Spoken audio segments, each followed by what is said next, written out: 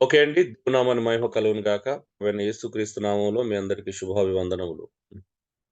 So, మనం అతి ప్రాముఖ్యమైనటువంటి విషయం దశమ భాగాన్ని నేర్చుకుంటున్నాం. ఏదేమైనా ఒక సబ్జెక్ట్‌ను, ఒక అంశాన్ని మనం నేర్చుకుంటున్నప్పుడు అది దైవిక కోణంలో చూడడం నేర్చుకోవాలండి. దైవిక కోణం ఎప్పుడైతే చూడడం మానేస్తామో, మానవ కోణంలో ఆలోచించిన ప్రతిసారి మనకు సమస్యొస్తది. మనకెందుకంటే కాంట్రడిక్షన్ అయినట్టు గూడా అనిపించొచ్చు. ఎందుకంటే ఇప్పుడు దేవుడు ఒక కోణం చూపిస్తున్నాడు. మానవుడు ఒక కోణంలో ఆలోచిస్తున్నాడు. 2 ఏమైతాయి అంటే కాంట్రడిక్షన్ అవుతాయి. కాబట్టి కాంట్రడిక్షన్ అయ్యే విధంగా మనమే చేసుకుంటే ఎలాగా? మనమే కాంట్రడిక్షన్ అయ్యే విధంగా ఆలోచిస్తే సమస్య సబ్జెక్ట్‌లో ఉందా? లేకపోతే సమస్య బైబిల్ బోధలో ఉందా? మన ఆలోచనలో ఉందా? అని ఆలోచించినప్పుడు ఖచ్చితంగా మనం అంగీకరించట్లేదు అంటే మన ఆలోచనలోనే ప్రాబ్లమ్ ఉంది అనేది మనం అర్థం చేసుకోవాల్సినటువంటి ప్రధానమైనటువంటి విషయం. కొన్ని లేఖనాలు సూటిగా మాట్లాడుతున్నాయి. ముక్కుసూటిగా ఉంది. మీకెప్పుడన్నా నిన్న గాని మొదటి దినం నుంచెల్లి లేఖనాలు చూస్తున్నప్పుడు మీకెక్కడన్నా నిజంగా ఇది అబద్ధం అని అనిపించిన ఫీలింగ్ కలిగిందా అండి ఎప్పుడైనా? మీరు చూస్తున్నారు గదా! ఏమనిపించిందా? అబద్ధం అనిపించిందా?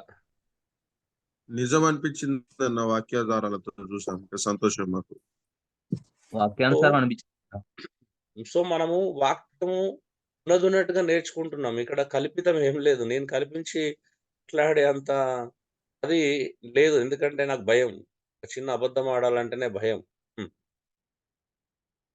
అంటే మేము ఎలాంటి వాతావరణం ఎందుకు చెప్తున్నానంటే ఆ మాట, ఎదుటి వ్యక్తికి హాని కలిగించేది, ఎదుటి వ్యక్తికి ఇబ్బంది కలిగించే మాటలు మాట్లాడడం కుదరదు.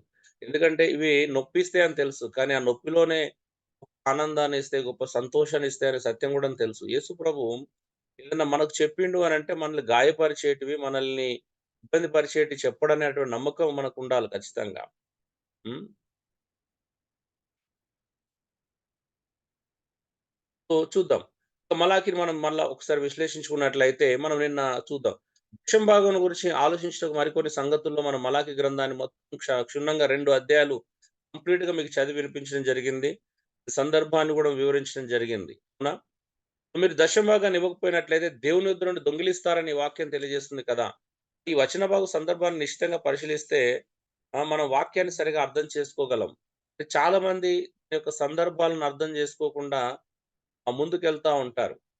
అండి మలాకి రెండో అధ్యాయం 1-9 దేని గురించి మాట్లాడుతుందని మనం చూసామండి. యాజకులను దేవుడు ఖండించడం గురించి చూస్తున్నాం. యాజకులు తప్పు చేశారు. యాజకులు నిబంధన మీరారు. యాజకులు దేవుడు లేవీయులతో చేసిన నిబంధనలో అడ్డుపడి, ఆ నిబంధన పాటించకుండా చేశారు. అందుకే దేవుడు సీరియస్‌గా అవుతున్నాడు. ఎంత సీరియస్ అయ్యాడండి? పేడ వేస్తాను మీ ముఖం మీద. మీరు అర్పించు ఆవుల పేడ ముఖం మీదేస్తాను. మీరు ఎక్కడైతే వాటిని ఎలాగైతే ఊడ్చేస్తారో వాటిలాగానే మిమ్మల్ని ఊడ్చి పారేస్తాను. మీ యొక్క ఆశీర్వాదం ఫలాన్ని నేను శపిస్తాను. ఆల్రెడీ శపించేశాను. మళ్ళా మీకు ఆశీర్వాదం లేకుండా చేస్తాను. చూడండి అంత తప్పు చేసిర్రు వాళ్ళు. ఒక నిబంధన మీరడం అనేది బైబిల్ ప్రకారం పాత నిబంధనలో వెరీ సీరియస్ విషయం. దేవుడు ఒక్కసారి ఎవరితో నిబంధన చేస్తే మీరే హక్కు గాని దాన్ని మీరే ఆహ్, ఆలోచన గూడా చేయకూడని విషయం. అందుకే దేవుడు వెంటనే దాన్ని ఎలాగా అది జేశాడో మనందరికి తెలుసు. అంత సీరియస్ ఆయన. సేవకుడు గదా! యాజకుడు గదా! అభిషిక్తుడు గదా! నేను వాళ్ళని ప్రత్యేకపరుచుకున్నాను గదా! అని దేవుడు ఆలోచించట్లేదు. దేవునికి కావాల్సింది ఆయన న్యాయవంతుడు. ఆయన గుణానికి వ్యతిరేకంగా మనం ఏం చేయలేము వాస్తవం చెప్పాలంటే. ఒకవేళ మనల్ని కొత్త నిబంధన కాలంలో ఓర్చుకుంటున్నాడు అనంటే, ఆయన టైం జూస్తున్నాడు అంతే. ఒక టైం వచ్చింది అనంటే ఇంకసలు ఎవ్వరం ఆయన ఎదుట నిలబడలేం.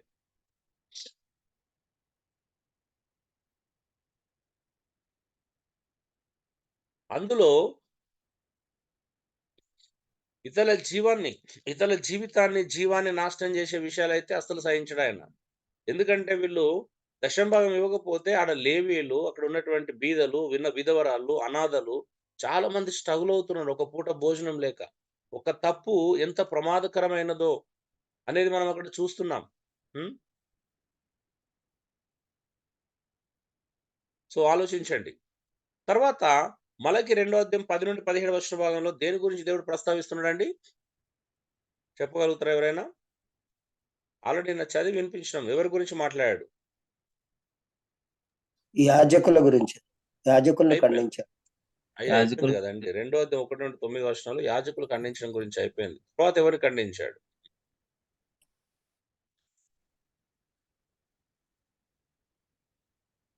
ఇశ్రాయేలు. ఇశ్రాయేలు ప్రజల్ని ఖండించాడు గదండీ! ఇప్పుడు అన్య దేవత పిల్లలు పెళ్లి చేసుకోవడము, మళ్ళా విడనాడడము, విడిచిపెట్టడము, అన్యజనులనే కారణం చేత, అన్యజాతుల పిల్లలని కారణం చేత యవ్వన కాలంలో వారిని విడిచిపెట్టడము. ఇక దేవుడు పెళ్లి చేసుకున్నప్పుడు ఏమనలేదు. కానీ పెళ్లి చేసుకొని విడిచిపెట్టిన తర్వాత ఇది నాకు అసహ్యమైన క్రియ. నేనసలు దీన్ని ఓర్వలేను అని జెప్పేసి ఖండిస్తున్నాడు. అవునా? అవునన్నా. అవునన్నా. సో, ఇలాగా తప్పుడు విధానాలు జరుగుతున్నాయి ఇక్కడ. అందుకే వాళ్ళని ఖండించిండు. యాజకులను హెచ్చరించిన తర్వాత తమ దశమ భాగాలను స్వార్థపూరితంగా ఇవ్వడం మానివేసిన ఇశ్రాయేలును దేవుడు హెచ్చరించడం ప్రారంభించాడు. దానికి కొంత యాజకుల సపోర్ట్ గూడా ఇశ్రాయేల్ ప్రజలకు దొరికింది. హ్మ్. సో, దీనివల్ల నష్టం జరిగిందక్కడ. ఎందుకంటే ఆలయంలో పనిచేసే లేవీయులు, యాజకులు మరి బీదలు తమ జీవనం కొరకు వారిచ్చే దశమ భాగాలపై ఆధారపడేవారు. దశగమ గురించి మాట్లాడక ముందు మలాకి 3:8 నుండి అన్యులు, విధవరాండ్రులు మరియు అనాథలకు ఆర్థిక సహాయం చేయకుండా నిర్లక్ష్య చేసినందున ఇశ్రాయేలును దేవుడు గద్దించాడని మనం గ్రహించాలా. ఏమవసరం ఆయనకి? దేవుడు దశమ భాగం ఇవ్వకపోతే చంపేస్తాడా? దేవుడు దశమ భాగం ఇవ్వకపోతే నాశనం చేస్తాడా? దేవుడు దశమ భాగం ఇవ్వకపోతే ఈనాడు చాలా మంది బెదిరించినట్టుగా దేవుడు అంత క్రూరుడా? అంత కర్కశుడా? దశమ భాగం ఇవ్వకపోతే ఎలా మాట్లాడతారంటే కొంతమంది చూసినావా? నాకు రూ. 1000 ఇవ్వలేదు కాబట్టి నీకు యాక్సిడెంట్ అయ్యి నీకు బదులు 10,000 ఖర్చయిందంటారు. నాకు దశమ భాగం ఇవ్వలేదు కాబట్టి నీకు జరం వచ్చి చూసినావా? డాక్టర్ దగ్గరికెళ్ళాల్సొచ్చింది. నాకిస్తే 500తో పోయేది ఇప్పుడు నీకు 5,000 ఖర్చయింది. ఇలాగ చాలా మంది బెదిరించడం మనం చూస్తూనే ఉన్నాం. అవునా? అంటే దేవుడు దశమ భాగం ఇవ్వకపోతే ఒక షాడిస్ట్ లాగా మనం ఈరోజు దేవుడిని క్రియేట్ చేసినాం. నిజమా కాదా చెప్పండి? ఒక్కసారి మీరు అన్యుల నిజమే. దగ్గరికెళ్ళండి.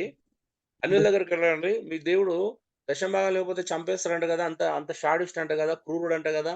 పేదోడు ఎవరిని చూడడంట గదా! అనే పరిస్థితి ఉంది ఈ సమాజంలో. నిజమా కాదండి? అవునన్న కొన్ని చోట్ల అట్లా. నిజమేనా? సో, బయటికి సమాజంలోకెళ్తుంటే అలా ఉంది పరిస్థితి. హ్మ్. సో, ఇక్కడ దేవుడు దశమ భాగం అడిగింది ఎవరి కోసం? బీదల కోసం అడిగాడు. అనాథల కోసం అడిగాడు. విధవరాళ్ళ కోసం అడిగాడు. ఆ! అవసరతలో ఉన్నటువంటి కూలివారి కోసం అడిగాడు. అంతేగాని పాస్టర్‌ల కోసం ఇక్కడ అసలు ఒక్క మాట లేదండి. ఎంత దరిద్రమైన విషయం ఏంది అనంటే, దీన్ని పాస్టర్‌లు రుద్ది, రుద్ది, రుద్ది, రుద్ది అబ్బాయి మా కోసమే, మా హక్కే, మా యొక్క లైసెన్స్‌గా వాడుకున్నారండి మొత్తం ప్రపంచంలో. ప్రపంచంలో అందరూ గూడాను మలాకి గ్రంథంలో ఉన్నటువంటి 3 అధ్యాయం 8-12 వచనాలని సొంత లైసెన్స్‌గా వాడేసుకుంటున్నారు. అవునా? అవునన్నా. అవును.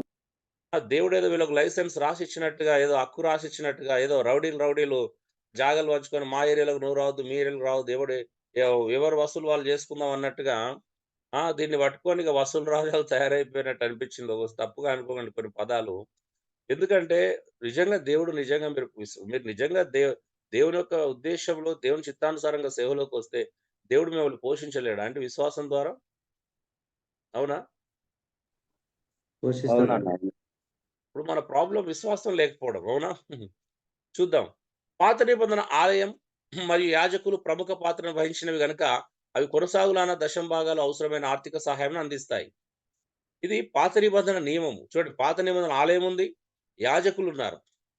కాబట్టి యాజకులున్నారు అంటే ఆలయంలో పనిచేసే పనివాళ్ళున్నారు. పనివాళ్ళున్నారు గాబట్టి చూడండి ఇదంతా కంటిన్యూ చేయమని ఆడ చూస్తున్నాం మనం. సో, ఆలయంలో దశమ భాగాలు సమకూర్చి ఒక పెద్ద గోదాము ఉండేది. ఆ దశమ భాగాలను వేరు వేరు పనులకు వాళ్ళు విభజించుకొని వాడుకునేవాళ్ళు. లేవీల కోసము, బీదల కోసము, అనాథల కోసం, విధవరాండ్ల కోసము, సో, పరదేశుల కోసము ఇదంతా వాడుకునేవాళ్ళు. చూడండి ఇక్కడ ఎందుకు అనంటే ఇదేదో ఒక్కరిద్దరికి సంబంధించిన విషయం గాదండి. కొన్ని వందల వేల మందికి సంబంధించిన విషయం. అవునా అండి? ఒక్కరికి సంబంధించిన విషయమా? వేల మంది, లక్షల మందికి సంబంధించిన విషయమా ఇది? వేల మందికి లక్షల మంది. ఎందుకో తెలుసా? ఎందుకు ప్రత్యేకించి అనాథలు, విధవరాలు, పరదేశుల గురించి బైబిల్ మాట్లాడుతుంది పదే పదే? ఎందుకంటే ఆ కాలంలో ఇశ్రాయేల్ ప్రజలు యుద్ధానికెళ్ళినప్పుడు అనేక మంది యుద్ధంలో చనిపోయేవాళ్ళు. అందులో భర్తలు కోల్పోయిన భార్యలు, భర్త తల్లిదండ్రులను కోల్పోయినటువంటి విధవరాలు చాలా మంది ఉండేవారు.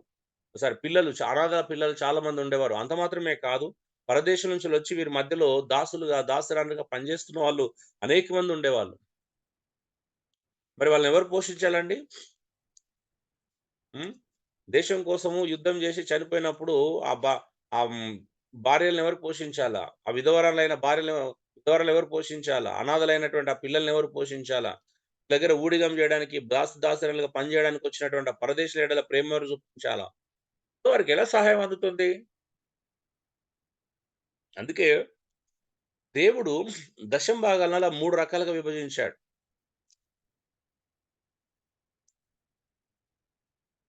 వాస్తవానికి క్షుణ్ణంగా పరిశీలించినట్లయితే మొదటి దశమ భాగంలో 2 దశమ భాగాలున్నాయి.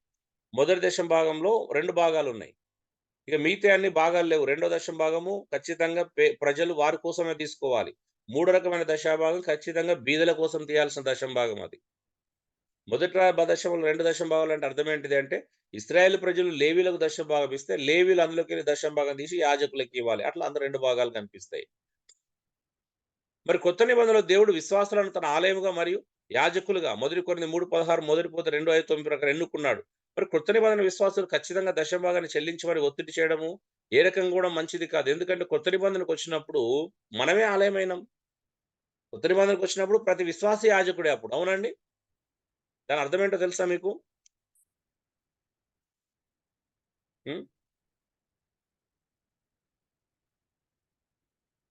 చెప్పాలండి. అవునన్న, అవును, మనమే యాజకులు. అదే అర్థం ఏంటి? మనమే ఆలయం మనమే యాజకులమైనప్పుడు దాన్ని ఎలా అర్థం చేసుకోవాలి?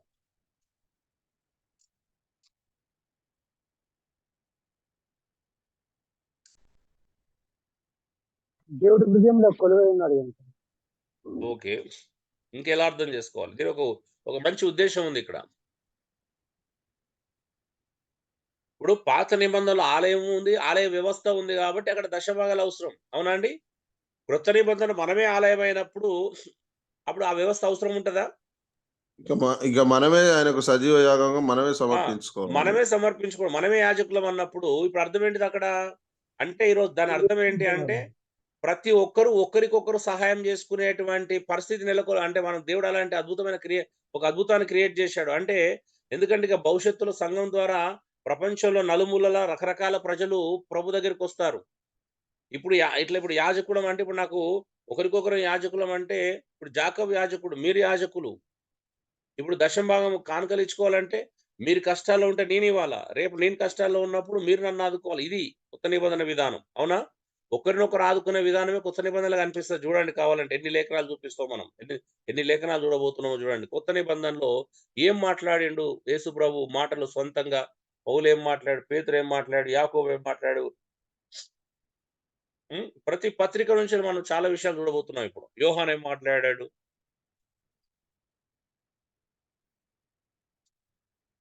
సో అందరం యాజకులమైనప్పుడు మనమే ఆలయమైనప్పుడు ఇప్పుడు అర్థం ఏంటిది? అప్పుడు దశమ భాగాలు ఎక్కడికి తీసుకురావాలా? మన దగ్గరికి. ఒకరి కోసం ఒకరు తెచ్చుకోవాలి. అవునండి? కానుకలు ఎవరి కోసం తెచ్చుకోవాలా? ఎవరు ఆపదలో ఉంటే, ఎవరు బీదరికంలో ఉంటే, ఎవరు కష్టం ఉంటే వారి దగ్గర తీసుకుపోవాలి. అవునా? అక్కడికి వెళ్ళాలి కానుక. అవునా? అవునన్న. అతను పాస్టరా విశ్వాసం అనేది సెకండరీ. అది ఫస్ట్ బీదవాడ అవస్థతులు ఉన్నాడు అంటే ఎవరి దగ్గరికైనా పంపించాలా. చూద్దాం అవన్నీ లేఖనాలు ఎన్ని ఉన్నాయో. సో పాత నిబంధనలోని ఆలయ స్థానంలో నేటి సంఘ కట్టడాలు, యాజకుల స్థానంలో కాపర్లు, బలుల స్థానంలో కానుకలు, మరి పాత నిబంధన ఆలయ వ్యవస్థ స్థానంలో కొత్త నిబంధన సంఘ విధానం వచ్చాయని చాలా మంది అంటున్నారు. మరి ఇది వాక్యానుసారంగా సరైందేనా?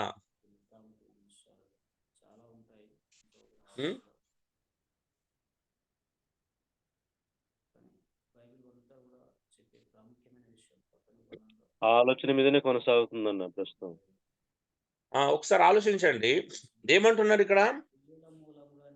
కొత్త నిబంధన వ్యవస్థ ఎక్కడికి వచ్చింది అని అంటే ఈ కొంతమంది వ్యక్తులు ఏం చేశారు అని అంటే కొంతమంది పాత నిబంధనకు సంబంధించినటువంటి వ్యవస్థను కొత్త నిబంధనకు ఎలా పులమాయించారు అంటే ఎలా తీసుకొచ్చారు అని చూస్తే చాలా మంది ఏం చేశారు అని అంటే సో కాల్డ్ వ్యక్తులు ఎవరైతే ఉన్నారో వాళ్ళందరూ ఏం చేశారు అంటే ఇవన్నీ తీసుకొచ్చారు. ఏం తీసుకొచ్చారో చూడండి ఒకసారి.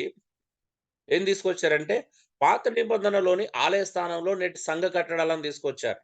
అవునా? మనం చూసాం సంఘం అన్నా, చర్చ్ అన్నా కదా, అన్నిటికీ అర్థం ఒకటే, విశ్వాసులే.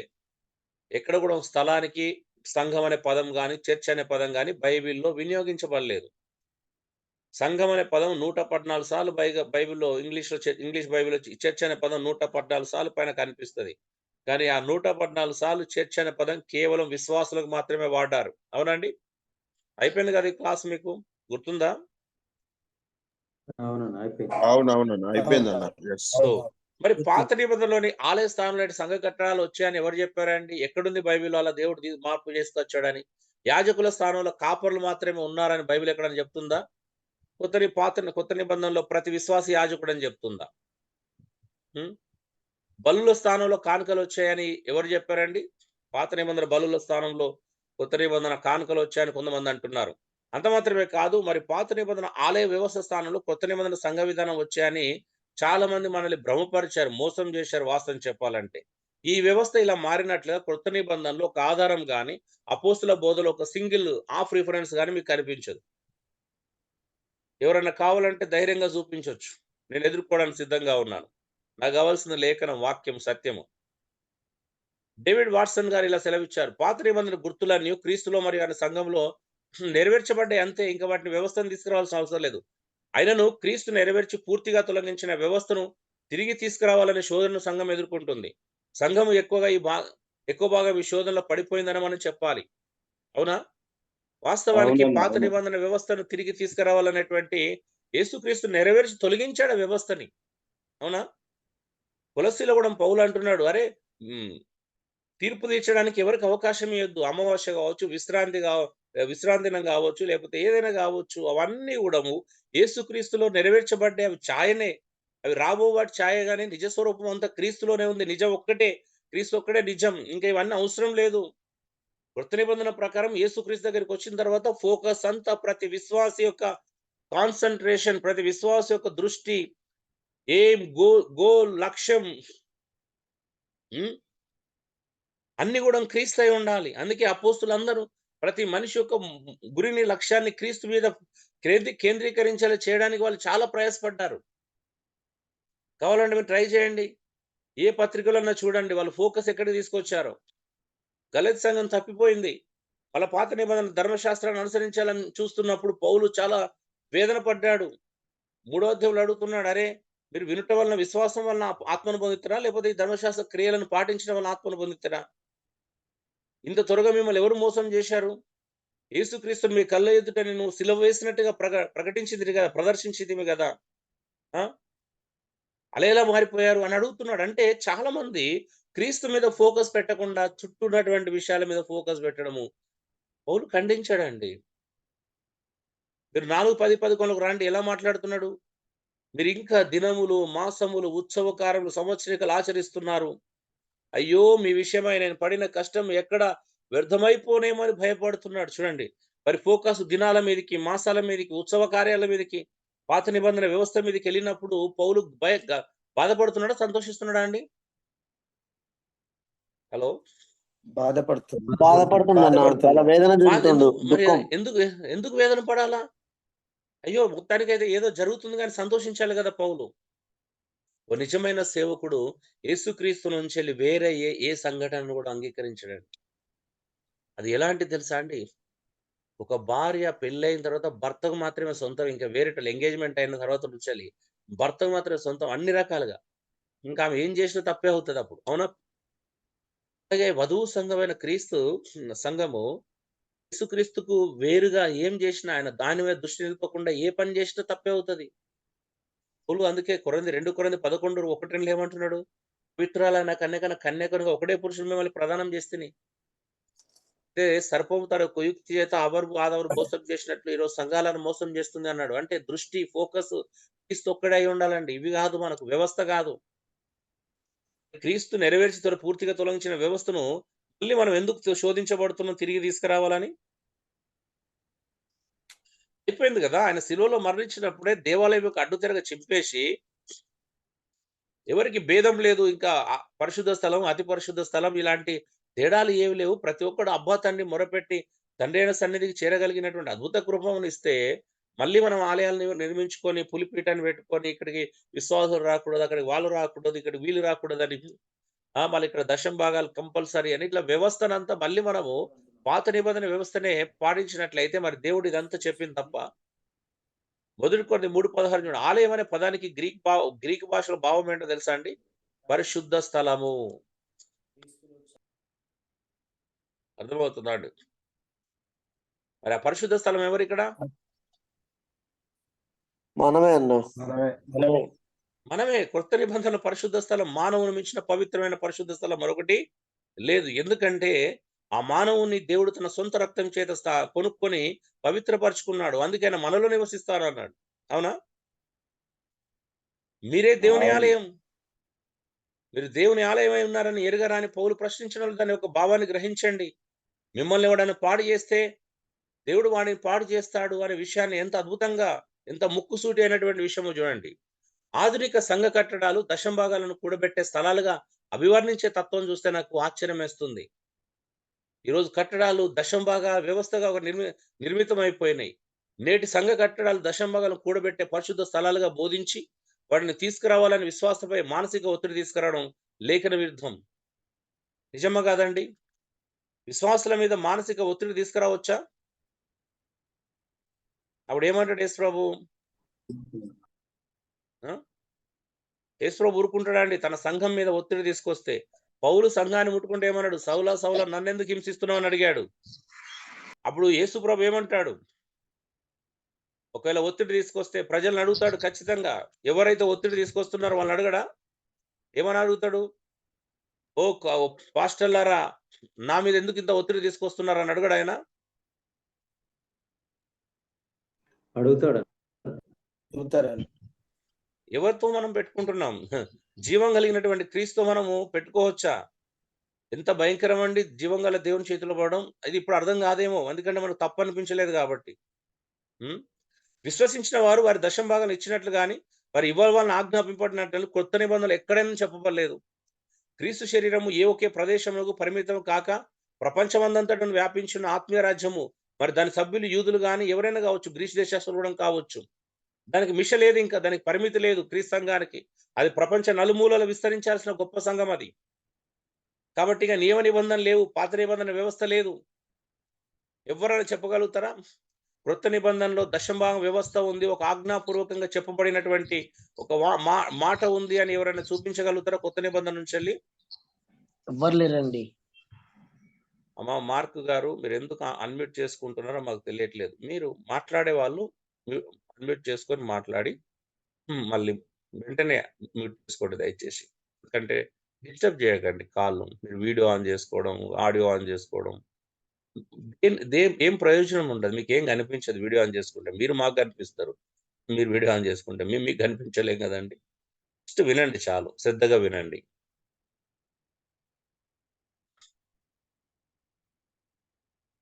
చూడండి, కానీ అది క్రీస్తు యేసునందు వారి నూతన వంశమై ఉండటను బట్టి అర్ధసహితమై ఉన్నది. కాబట్టి విశ్వసించిన వారందరూ యాజకులై ఉండటను బట్టి వారికి దేవునికి మధ్యవర్తి అవసరం లేనందును బట్టి పాత నిబంధనలు అధికంగా యాజకుల క్రమం నిర్వహించడానికి వాడబడిన దశంభాగంలో విశ్వసించిన వారి ఇచ్చుట దరహితమైనది. చెప్పండి, పోనీ ఈ రోజు కొత్త నిబంధనలో మధ్యవర్తులు ఉన్నారంటారా? పోనీ ఉన్నారండి? సంఘానికి దేవునికి మధ్యవర్తులు ఉన్నారా లేరా కొత్త నిబంధనలో? లేరన్నా. యేసుక్రీస్తు ఒక్కడే మధ్యవర్తి అన్న. మరి మధ్యవర్తి లేనప్పుడు మళ్ళీ మధ్యవర్తిత్వం యొక్క వ్యవస్థను ఎందుకు తీసుకురావాలని శోధన ఎదుర్కొంటున్నాం? పాస్టర్లు ఎందుకు మధ్యవర్తులుగా ఉండడానికి ప్రయత్నం చేస్తున్నారు? మీరు అర్పించేటి మళ్ళీ మేము ఇస్తేనే దేవుని దగ్గరికి పోతాయి అనే విధంగా ఎందుకు ప్రవర్తిస్తున్నారు? కొత్త నిబంధనలో మధ్యవర్తి లేడు, యేసుక్రీస్తు ఒక్కడే మధ్యవర్తి. యాకోబు చెప్పినట్టు కదా, దేవుడు ఒక్కడే, దేవునకు నరులకు మధ్యవర్తి ఒకడే, ఆయనే క్రీస్తు యేసు అని నరుడని 1 తిమోతి పత్రిక 2వ అధ్యాయంలో మనం చూస్తూనే ఉన్నాం కదా. మరి అంత స్పష్టంగా చెప్పబడిన మాట ఇంకా మధ్యవర్తిత్వం లేదు. యేసుక్రీస్తు శిలువలో మరణించడం ద్వారా దేవాలయ యొక్క అడ్డుతెర చినిగే అసలు ఏ భేదము లేదని చూపించిన తర్వాత పేతురే అంటున్నాడు అన్యజనుల మీద. అపోస్తులు పేతురు కొర్నేలు ఇంటికి వెళ్ళినప్పుడు నేను సువార్తను ప్రకటిస్తున్నప్పుడు అన్యజనుల మీద మన మీద దిగినట్టే పరిశుద్ధాత్మ దేవుడు దిగి యూదులకు, ఇశ్రాయేలు ప్రజలమైన మనకు, యూదులమైన మనకు, అన్యజనులకు ఏ తేడా లేదని దేవుడే చూపించాడు. ఇంకా మనమెందుకు ఈ వ్యత్యాసాలను క్రియేట్ చేస్తామని అడిగాడు. అపోస్తులు అందరూ దాన్ని అంగీకరించారు. కానీ మళ్ళీ మనం సంఘంలోకి ఏ వ్యవస్థ అయితే ఉండకూడదో ఆ వ్యవస్థను క్రియేట్ చేసి మనిషి మధ్యలో వ్యత్యాసాన్ని మనం తీసుకురావట్లేదా? అయితే మీ అందరూ డౌట్ రావచ్చు, కొత్త నిబంధనల దశంభాగ విమానం ఎక్కడ ఉంది అని ప్రశ్నించగానే చాలా మంది పరిగెత్తుకొని వస్తారు లూకాసు వార్త 11:42 పట్టుకొని. అవునా? కానీ దశంభాగాలు నిర్లక్ష్యం చేయవద్దని యేసు చెప్పలేదా? చెప్పిండా లేదండి? సంపద బుద్ధి లేక కొత్త నిబంధన అసలు దశంభాగం లేదంటున్నాడు. ఎంత మూర్ఖత్వం అండి కదండి. ఎక్కడ పని లేదు ఈయనకి. లేఖనాలు ఎంత కొత్త నిబంధనలు ఎంత స్పష్టంగా యేసుప్రభు చెప్పినప్పుడు చెప్పండి ఇప్పుడు. "అయ్యో పరిశీలరా, మీరు పుదీనా, సదాప మొదలైన ప్రతి కూరలోను ఉదయోవంత చెల్లించున్నారే గాని న్యాయమును దేవుని ప్రేమను విడిచిపెట్టుచున్నారు. వాటిని మానక వీటిని చేయవలసి ఉన్నది." చూడండి ఇక్కడ ఎందుకు యేసుప్రభు మాట్లాడాడు?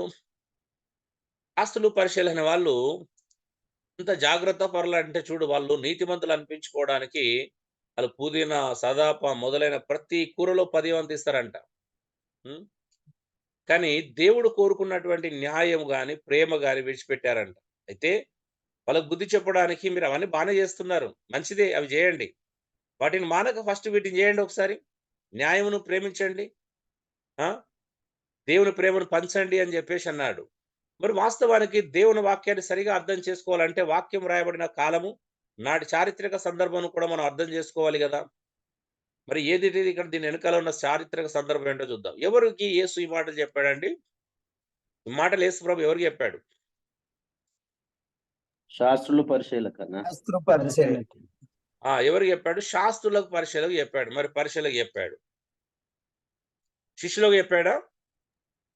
లేదా సంఘానికి ఎరికేది. చెప్పాడా అండి? లేదన్న. యేసు ధర్మశాస్త్రం కింద ఉన్న పరిశీలతో మాట్లాడుతున్నాడు. ఈ వాక్యాన్ని ఆధారం చేసుకొని విశ్వాసులు దశంభాగం ఇవ్వాలని బోధించినట్లయితే అప్పుడు పుదీనా, సదాప మొదలైన ప్రతి కూరలను 10 వంతు చెల్లించవలసినది. అవునా అండి?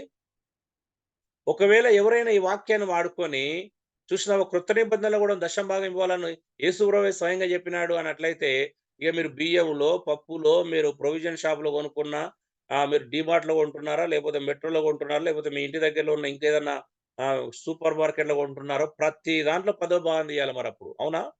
తీస్తారా? ఈజీ గదా! చాలా ఈజీ గదండీ అలా తీయడం. అంత ఈజీ ఏమీ లేదండి. అమ్మో! నిజమే.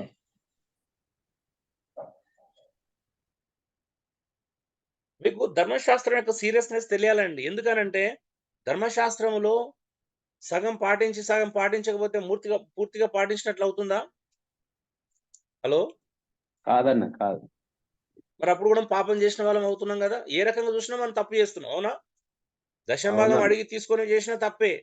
మరి సగం సగం జేసినా తప్పే. మరి ఇవన్నీ ఎందుకు జేయట్లేదు? మరి మోషే ధర్మశాస్త్రం ఆజ్ఞాపించినట్లుగా ప్రత్యేకమైన యాజకులను ఏర్పాటు జేసుకోవాలి మరి. అలాగైతే. అవునా? చేసుకుందామంటారా అది? అవును. మరి యాజకులను నియమించాలా కొత్త నిబంధన ప్రకారం? మరి ఇది పాటించినట్లయితే యాజకులను గూడా నియమించాలా?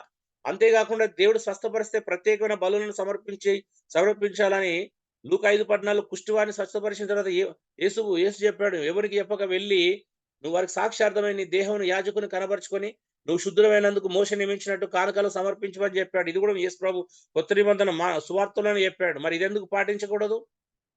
ఎవరికైనా స్వస్థత కలగానే యాజకుని కనిపించుకొని అందరికి చూపించుకోవాలి కదా! మరి ఇది చేస్తున్నామా? అంటే ఎందుకివి? ధర్మశాస్త్రం కింద ఈ కొన్ని పనులున్నాయి. ధర్మశాస్త్ర వ్యవస్థలో అనేకమైన పనులున్నాయి. ఒక కుష్ఠరోగి స్వస్థపరిస్తే యాజకునికి ఎందుకు కనపరుచుకోవాలా? యాజకుని దేవుడు మోసే నియమించిన కానుక ఎందుకియ్యాలంటే, ఆ కానుకను ముట్టుకొని ఆయన పరిశుద్ధుడని జెప్పేసి, పవిత్రుడయిండని జెప్పేసి సమాజానికి యాజకుడు కనబరచాల. అంటే అప్పుడు సమాజం ఆ వ్యక్తిని అంగీకరిస్తది. ఓకే. అంటే తన దేహాన్ని చూపించుకోవాలి. నిజమే గదా! ఆయన కుష్ఠరోగం పోయిందని పరిశీలించాల్సిందెవరు? హలో! యాజకుడు. యాజకుడు యాజకుడు. యాజకుడు యాజకుడు. యాజకుడు సో, యాజకుడు పరీక్షించి ఆ! ఈయనకు నిజంగానే కుష్ఠరోగం తగ్గిందని ప్రకటన చేయాలాయన. అప్పుడు ఆయన సమాజం అంగీకరిస్తది. గ్రామం అంగీకరిస్తది. అంటే అక్కడ పద్ధతులున్నాయి ధర్మశాస్త్రం కింద. మరి గాయాలకు ఇప్పుడేమున్నాయండి?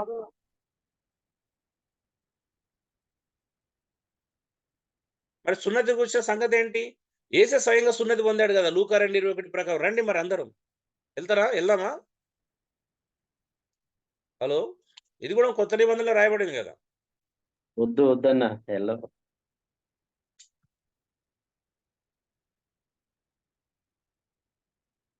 మీ దగ్గర డాక్టర్ లేకపోతే చెప్పండి. మాకిక్కడ ముస్లిం డాక్టర్లు చాలా మంది తెలుసు.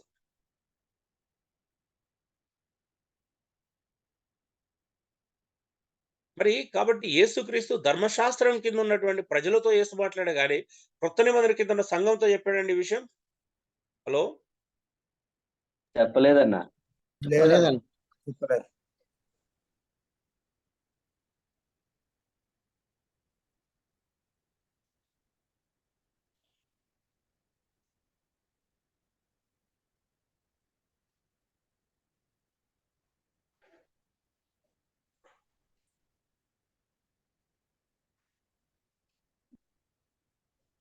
ఒక్కసారి ఆలోచించి చూడండి. సో ఇలాగా లేఖనాలను దేవుని యొక్క విరుద్ధంగా వాడడము, దేవునికి వ్యతిరేకంగా లేఖనాలను ఎవరి స్వార్థం కోసం వాడుకుంటూ పోతే మరి అప్పుడు సంఘం ఎందుకు, దేవుడు ఎందుకు, అపోస్తుల యొక్క బోధ ఎందుకు, బైబిల్ ఎందుకు చెప్పండి ఒకసారి. సో దశంభాగ విషయానికి వచ్చేసరికి అనేక మంది విశ్వాసులు మరి బోధకులు వారికి అనుకూలమైన వాటిని అన్వయించుకొని అసౌకర్య వాటిని ఎందుకు మరి అది చేస్తున్నారు చెప్పండి కదా. అదేంటండి అవునండి. విచిత్రంగా బైబిల్లో వచనాలకు ఫ్యాన్స్ ఉన్నారు, అవునా? నిజమా కదా చెప్పండి. అవునన్న, అవును. అలా ఎవరికి నచ్చిన వచనాలకు వాళ్ళ ఫ్యాన్స్ ఉండొచ్చా అండి? ఉండకూడదు. బైబిల్ గౌరవిస్తే మొత్తం గౌరవించాలి, అంతేగాని మీకు నచ్చిన వచనాలను తీసుకొని గౌరవిస్తే అదేం పద్ధతి అంటారండి? ఏరుకోవచ్చు అలాగా లేఖనాలను ఎవరికి నచ్చినట్టు వాళ్ళు. హలో చేయకూడదు అన్నట్ల. అందరు మాట్లాడాలండి. లేఖనాలు ఎవరికి నచ్చినట్టు వాళ్ళు వాడుకోవచ్చా? ఎవరికి నచ్చినవి వాళ్ళు చూజ్ చేసుకోవచ్చు. అలాగైతే ఇక బైబిల్ ఎందుకు? అందుకే కదా ఇన్ని డినామినేషన్లు, ఇన్ని తప్పుడు బోధలు పుట్టింది. అవునయ్యా, అవును. తప్పుడు బోధలకు కారణం ఎవరు? ఎవరికి నచ్చినటువంటి లేఖనాలను వాళ్ళు చూజ్ చేసుకోవడమే కదా. ఎవరికి నచ్చిన సబ్జెక్టులు వాళ్ళు చూజ్ చేసుకోవడం, ఎవరికి నచ్చిన అంశాలను వారికి చూజ్ చేసుకోవడం. అందుకే చూడండి, వారికి నచ్చిన అంశాలకు సంబంధించిన విషయాలనే బైబిల్లో వెతుకుతారు, అంతకు మించి వేరే కాదు. చాలా మంది స్కాలర్లు చెప్పినట్టు ప్రజలంట వాళ్ళు కేవలం ప్రసంగించడానికే బైబిల్ వాడుకుంటున్నారు, అవునా? అవునన్న, చాలా వరకు. అయ్యా, అవును. సో ఇది అండి పరిస్థితి మనది. సో మనం కొత్త నిబంధనకు వచ్చినప్పుడు పాత నిబంధన మొత్తము లూకాసు వార్తతో కంప్లీట్ అయింది. లూకాసు వార్తతో మొత్తం పాత నిబంధనకు సంబంధించిన దశంభాగానికి సంబంధించిన అంశాలన్నీ మనం పూర్తి చేసుకున్నాం ఇక్కడ. ఇంకా మీకు ఏమైనా డౌట్స్ ఉంటే, ఇంకేమైనా మిగిలిపోయిన లేఖనాలు ఉంటే కూడా మీరు మాట్లాడవచ్చు. మరి పంచుకొనుట క్రొత్త నిబంధన దేని గురించి మాట్లాడుతుంది అనేది ఇప్పుడు మనం చూద్దాం. కొత్త నిబంధన యొక్క ఫోకస్ ఏంటి? దశంభాగమా లేకపోతే ఏంటిదో చూద్దాం. నేడు దశంభాగం క్రైస్తవ సంఘంలో ఆచరించే ఒక పెద్ద అభ్యాసం అయినప్పటికీ దీనిని ఆది సంఘం కొత్త నిబంధనలో పాటించినట్లుగా చెప్పే ఒక్క వచనం కూడా లేదండి. ఒక్క వచన భాగం కూడా లేదు. సంఘానికి బోధించినట్టుగా సంఘం ప్రారంభించబడిన తర్వాత అపోస్తుల కార్యం మొదలుకొని ప్రకటన గ్రంథం వరకు మనం చూసినట్లయితే దశమ భాగాన్ని గురించి మాట్లాడే ఒక్క రెఫరెన్స్ కూడా మన కొత్త నిబంధనలో కనిపించదు. అందుకే చాలా మంది స్వార్థపూరితమైన సేవకులు కొత్త నిబంధన ఎందుకు బోధించరు అని అంటే, కొత్త నిబంధన బోధిస్తే వాళ్ళ యొక్క పప్పులు ఉడకవు. వాళ్ళు అనుకున్న మందిరాలు, వారు అనుకున్న వ్యవస్థ, వారికి అనుకున్న దశంభాగాలు, వారు అనుకున్న యాజకత్వం, వారికి ఉన్న అభిషేకము, వారు అనుకున్నటువంటి ఇవన్నీ ఉడకవు ఇక. అంటే పాత నిబంధనల లేఖనాల ప్రకారం ఇప్పుడు ఎలీషా ఏలీ దగ్గర సేవ చేసిండు, ఇలాంటి వాడుకోలేరు కొత్త నిబంధనలు, అవునా అండి? లేవు కదా అలాంటివి, ఉన్నాయా? లేవు. అలాంటి సేవా విధానము చూసినావా? ఎలీషా నీళ్లు పోయి వచ్చాడు, అందుకే ఆయన 200 అభిషేకం పొందాడు కాబట్టి నువ్వు నాకు నీళ్లు పోయి నా కాళ్ళు ఒత్తు, నీకు 200 అభిషేకం వస్తుంది. ఇట్లాగా అలాంటి సంఘటనలు వాడుకునే సీన్ లేదు, అవునా? కొత్త నిబంధనకు వస్తే అవన్నీ ఖండించబడతాయి, అవునా? అవునన్న. మరి అది ఏలియా ఎలీషా విషయంలో మాత్రమే జరిగింది కానీ ఇంకెవరన్నా విషయంలో జరిగిందా అండి? అది ఒక స్పెషల్ సంఘటన, అవునా? అందరికి అదే రుద్దాడా? అందరికీ ఒకటే కామన్ సూత్రం ఉన్నదా అండి బైబిల్లో అలాంటి విషయాలలో? లేదు, లేదు. మరి ఎలా తీసుకున్నారు? దానికి కామన్ సూత్రమే లేదు కదా. ఏ రోగానికైనా, ఏ పద్ధతికైనా, ఏదానికైనా ఒకటే మందు అన్నట్లు అదేమన్నా అందరికి అప్లై చేసుకోవడానికి అదేమన్నా ఏమనుకుంటున్నారు? అది ఒక ప్రత్యేకమైన సంఘటన అది, అవునా? అవునన్న, అవును. మరి తర్వాత మరి యెషయా నుండి మలాకి వరకు అంతమంది ప్రవక్తలు ఉన్నారు, కానీ ఆ పద్ధతిలో జరిగిందా వాళ్ళ ఎన్నిక? లేదన్న, జరగలేదు. వాళ్ళు వేరు, వీళ్ళు వేరు. ఇక్కడ ఉన్న ప్రవక్తలకు సంబంధించిన సందర్భం వేరు, ఈ యెషయా నుండి మలాకున్న ప్రవక్తల సందర్భం వేరు, అవునండి? అవును. అవును, అవును. సో ఇలాగా మరి పాత నిబంధన వ్యవస్థ వాళ్ళకు పాత నిబంధన లేకపోతే ఒక్కరోజు గడపలేరండి.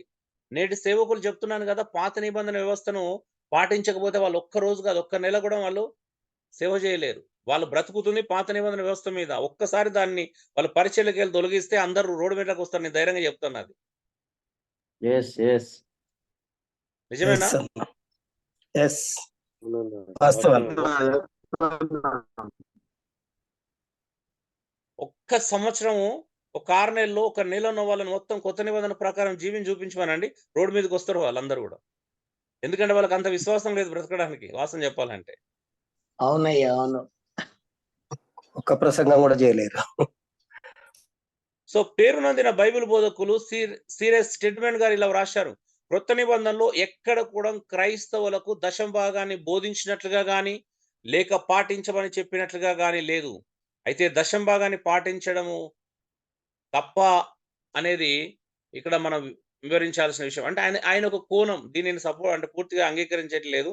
అంటే ఏది ఖచ్చితంగా తప్ప అంటే ఖచ్చితంగా కాదు అనే మాటను ఒక్కటి నేను అంగీకరించట్లేదు. ఎందుకు అంటే నేను చూపిస్తాను అది కూడా. ఆయన ఒక ఉద్దేశం చెప్పాను ఇక్కడ మాటలో. ఈయన ఏమంటాడంటే ఒకటి తమ వ్యక్తిగత ఒప్పుదల మరి వ్యక్తిగత క్రమశిక్షణ ద్వారా దశమ భాగం చెల్లించవచ్చును. కానీ అనుకూలమైన పాత నిబంధన వచనాలను తీసుకొని ఆత్మీయంగా బెదిరించడం నేరం. బుద్ధిపూర్వకంగానైనాను లేక అజ్ఞానం చేతనైనాను పరిశుద్ధ లేఖనంలో దశమ భాగం గురించిన బోధ అనుకూలంగా మార్చబడిందని చెప్తున్నాడు. ఎస్, ఈయన మళ్ళీ బ్యాలెన్స్ లోకి వచ్చాడు. ఎవరైనా సరే బుద్ధిపూర్వకంగానైనా కానీ లేకపోతే ఏ ఉద్దేశంతో కానీ వచనాలను దశమ భాగాలకు సంబంధించిన లేఖనాలను తీసుకొని ఎవరైనా బెదిరించినా, ఎవరైనా భయపెట్టినా, ఎవరైనా ఏమైనా చేసినా అది మాత్రం 100% నేరం. దేవుడు అస్సలు వదిలిపెట్టాడండి వాళ్ళని మాత్రం. చూస్తారు మీకు అసలు ఆయన తీర్పులు ఎంత భయంకరంగా ఉంటాయో ఊహించలేరు. అయితే ఆది సంఘము కానుకలను ఇవ్వలేదా? కానే కాదు. నిజానికి దశమ భాగాల కన్నా వాళ్ళు ఎక్కువగా ఇచ్చేవారు. ఆది సంఘం కానుకలు ఇవ్వలేదా అంటే వాళ్ళ కానుకలతో పోల్చుకుంటే అసలు ఇంకది ముందుది ఉన్నది అసలు ఏమాత్రం అది కాదు. అందుకే క్రొత్త నిబంధన ప్రత్యేకంగా పంచుకోవడం మీద దృష్టి పెడుతుంది.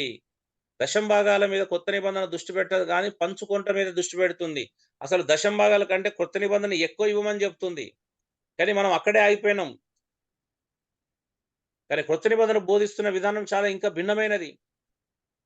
కంప్లీట్ ఆత్మ సంబంధమైనది కొత్త నిబంధన. చూడండి, ఇప్పుడు మన ముందున్న ప్రశ్న ఏమిటంటే ఆది సంఘ విశ్వాసులు మరి ఎవరితో తమ కానుకలు ధనమును పంచుకున్నారు? వారు ద్రవ్య సాధనలు ఎవరికి ఇచ్చారు? ఎవరు వారి ధనమును మరి సహాయాన్ని పొందుకున్నారు అనేది మనం ఖచ్చితంగా తేల్చుకోవాల్సినటువంటి విషయం. అవునా? కొత్త నిబంధనకు వచ్చినాం, పంచుకోమని ఉంది కదా, మరి ఎవరికి పంచుకున్నారు? వాళ్ళ దాన ద్రవ్యములు, వారి ధనాన్ని, వారి ఆస్తులను ఎవరితో షేర్ చేసుకున్నారు వాళ్ళు? మరి లేఖనం ఎవరికి చేయమని చెప్తుంది? మనం ఈ కింది లేఖనాలను ఖచ్చితంగా ధ్యానించుదాం. ఓకే, వారి విశ్వాసులు ఎవరితో ధనాన్ని కానుకలు పంచుకున్నారు, ద్రవ్య సాధనలు ఎవరికి ఇచ్చారు, ఎవరి వారి ధనం సహాయం పొందుకున్నారు అనేది లేఖనాలు ఏం చెప్తున్నాయి అనేది మనం చాలా స్పష్టంగా చూడడానికి ప్రయత్నం చేద్దామండి. ఒక్కొక్క లేఖనాన్ని గమనించుకుంటూ వెళ్దాం. నెంబర్ 1 అంటే ఎంతమందికి ఉందో అంతమందికి మాట్లాడదాం.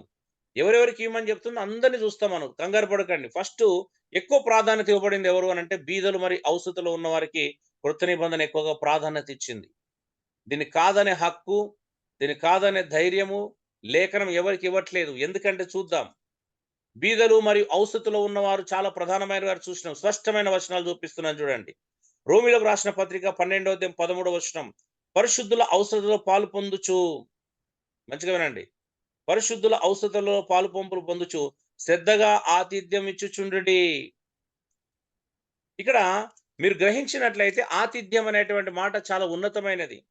హాస్పిటాలిటీ లేదా ఎవరికి ఆతిథ్యం ఏమంటున్నాడు పౌలు చెప్పండి? పరిశుద్ధుల అవసరతలలో పాలు పంపులు పొందాలంట. పరిశుద్ధులు అంటే ఎవరు ఇక్కడ? అభిషేకించబడిన వారు కదా, ప్రత్యేకమైన సేవకులు కదా. సంఘము, సంఘం గురించి మాట్లాడుతున్నాడు. సంఘములో ఉండేటువంటి అవసరతలో పాలు పంపులు పొందండి అంటే సంఘంలో ఎవరైతే బీదవారు ఉంటారో, ఎవరైతే అవసరతలో ఉంటారో వారి అవసరతలో పాలు పంపులు పొందుచు శ్రద్ధగా ఆతిథ్యం ఇచ్చుచుండుడి. ఆతిథ్యం అనే పదానికి కొత్త నిబంధనలు మనం చూస్తే, మీరు మరో ఎబ్రీ 13:2లో చూసిన ఇతర సందర్భాలను చూస్తే ఆడ చాలా స్పష్టంగా వాళ్ళకు అర్థమైన భాష ఏంటిదంటే, భావం ఏంటి అంటే పరదేశుల ఎడల చూపించే ప్రేమ. ఇక్కడ ఆతిథ్యం అంటే ఇప్పుడు యాకోబుని ఫ్యామిలీ మా ఇంటికి భోజనాన్ని పిలిచిన తర్వాత నేను మంచిగా బిర్యానీ పెట్టి, మళ్ళీ ఒక రోజు అన్న నాకు బిర్యానీ పెట్టిండు కాబట్టి నేను కూడా అన్నను పిలవకపోతే బాగుండదని జాకబ్ నన్ను ఉప్పలకు పిలుచుకొని మంచిగా భార్య వాళ్ళ చెల్లి చేత మంచిగా బిర్యానీ పెట్టి నాకు వడ్డించిండు అనుకోండి, దీనికేమైనా ప్రతిఫలం ఉంటదంటారా? ఉండదన్న. ఉండదు ఉండదు ఉండదు ఉండదు. పోనీ అలా అని చెప్పేసి తప్పా ఇది? పాపమా? పాపం కాదన్న. కాదు కాదు. ఆ! అయితే ఇది పాపం కాదు, తప్పు కాదు. అయితే నేను బీదలను నిర్లక్ష్యం చేసి మనం ఒకరికొకరికి ఆతిథ్యం ఇచ్చుకుంటే ఈ ఆతిథ్యం గురించి ఇక్కడ మాట్లాడట్లేదు. ఖచ్చితంగా మనం ఒకరింటికి ఒకరు వెళ్ళినప్పుడు భోజనం పెట్టుకుంటాం. అది ప్రేమను పంచుకోవడానికి, మన ప్రేమను పెంచుకోవడానికి అది. ఇక్కడ చెబుతుంది ఎవరికి? పరదేశుల ఎడల చూపించేటువంటి ప్రేమ, నిజమైనటువంటి అవసరతలో ఉన్న వారికి చూపించే ప్రేమ గురించి పౌలు మాట్లాడుతున్నాడు. ఇంకా చూద్దాం. 2 కొరింథీయులకు రాసిన పత్రిక 9వ అధ్యాయం 7వ వచనం చూడండి. సనుగు కొనకయు, బలవంతంగా కాకయు, ప్రతివాడును తన హృదయములలో నిశ్చయించుకునే ప్రకారం ఇయ్యవలెను. దేవుడు ఉత్సాహంగా ఇచ్చువానిని ప్రేమించును. చెప్పండి, ఇప్పుడు ఈ లేఖనము ఏ సందర్భంలో మనం వాడుతున్నాం? దీని అర్థం ఏంటి?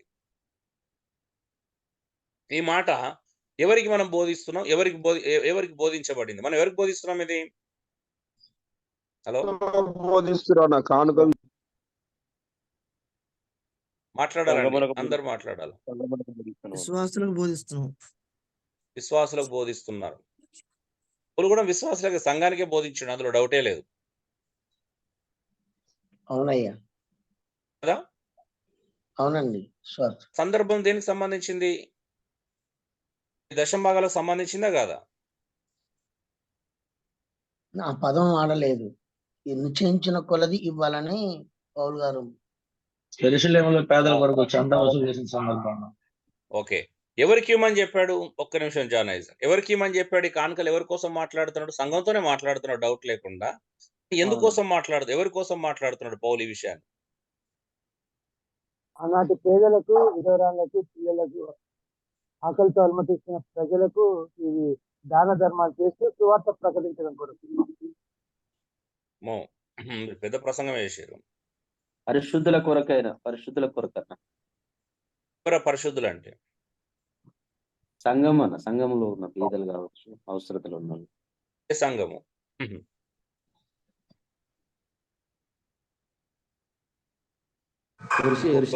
నాకు క్లారిటీ వచ్చేంత వరకు నేను ప్రశ్నిస్తూనే ఉంటాను.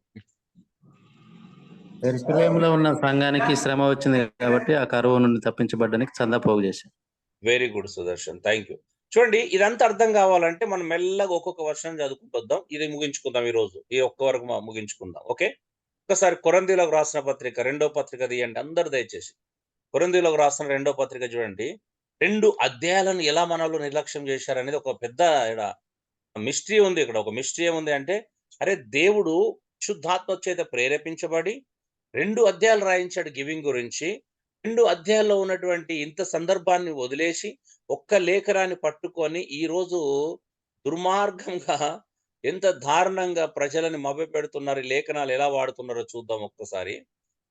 2 కొరింథీ 8వ అధ్యాయం నుంచి నేను ఒక్కొక్క వచనాన్ని చదువుకుంటూ వస్తాను, శ్రద్ధగా వినండి. నేనే చదువుతాను. ఎందుకు చదువుతానంటే మీకు తెలుసు. ఓకే, ఎందుకంటే అర్థమయ్యేటట్టుగా చదువుతాం, మళ్ళీ వివరించకుండానే చదువుతున్నప్పుడే మీకు సగం అర్థంగా అవుతుందని. నెంబర్ 1, అందరు మ్యూట్ లో ఉండండి. ఇప్పుడేమో అన్మ్యూట్ చేసుకోవాల్సిన అవసరం లేదు. సారీ. ఓకే, సహోదరులారా, మొదటి వచనం. మాసిదోనియా సంఘములకు అనుగ్రహింపబడి ఉన్న దేవుని కృపను గురించి మీకు తెలియజేయుచున్నాము. మాసిదోనియాకు అనుగ్రహించిన కృపను గురించి కొరింథీ సంఘానికి తెలియజేస్తున్నారంట పౌలు. ఎందుకు చూద్దాం. ఇక్కడ కృప అంటే ఏంటిదో కూడా చూద్దాం. చాలా మంది కృప అంటే ఏమనుకుంటారంటే విచిత్రం అనుకుంటారు. కృప, బైబిల్లో రాయబడిన కృప యొక్క సందర్భాలు గమనిస్తే మీరు ఆశ్చర్యపోక తప్పదు. ఎందుకో చూద్దాం. 2వ వచనం. ఏలయనగా, ఏంటిదంట కృప?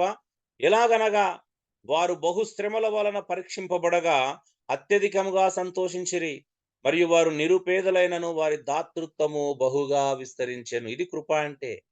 కృప అంటే పేదరికములో కూడా ఇవ్వడానికి మనసు వస్తుంది చూసినాం, అది దైవిక కృప. ఉన్నా కూడా ఇవ్వలేకుండా జేబులో చేపులు పెట్టి ఇవ్వలేని స్థితిలో ఉంటారు చూసినాం, అది శాపం. దాన్ని పిసినారితనం అంటారు, లోబి అంటాడు. అందుకే కొరింథీ పత్రిక 5వ అధ్యాయం 6వ అధ్యాయంలో మనం చూస్తే ఒక లోబి అంట పరలోక రాజ్యాల్లో ప్రవేశించడంట. అవునా అండి? ప్రవేశిస్తాడా అండి?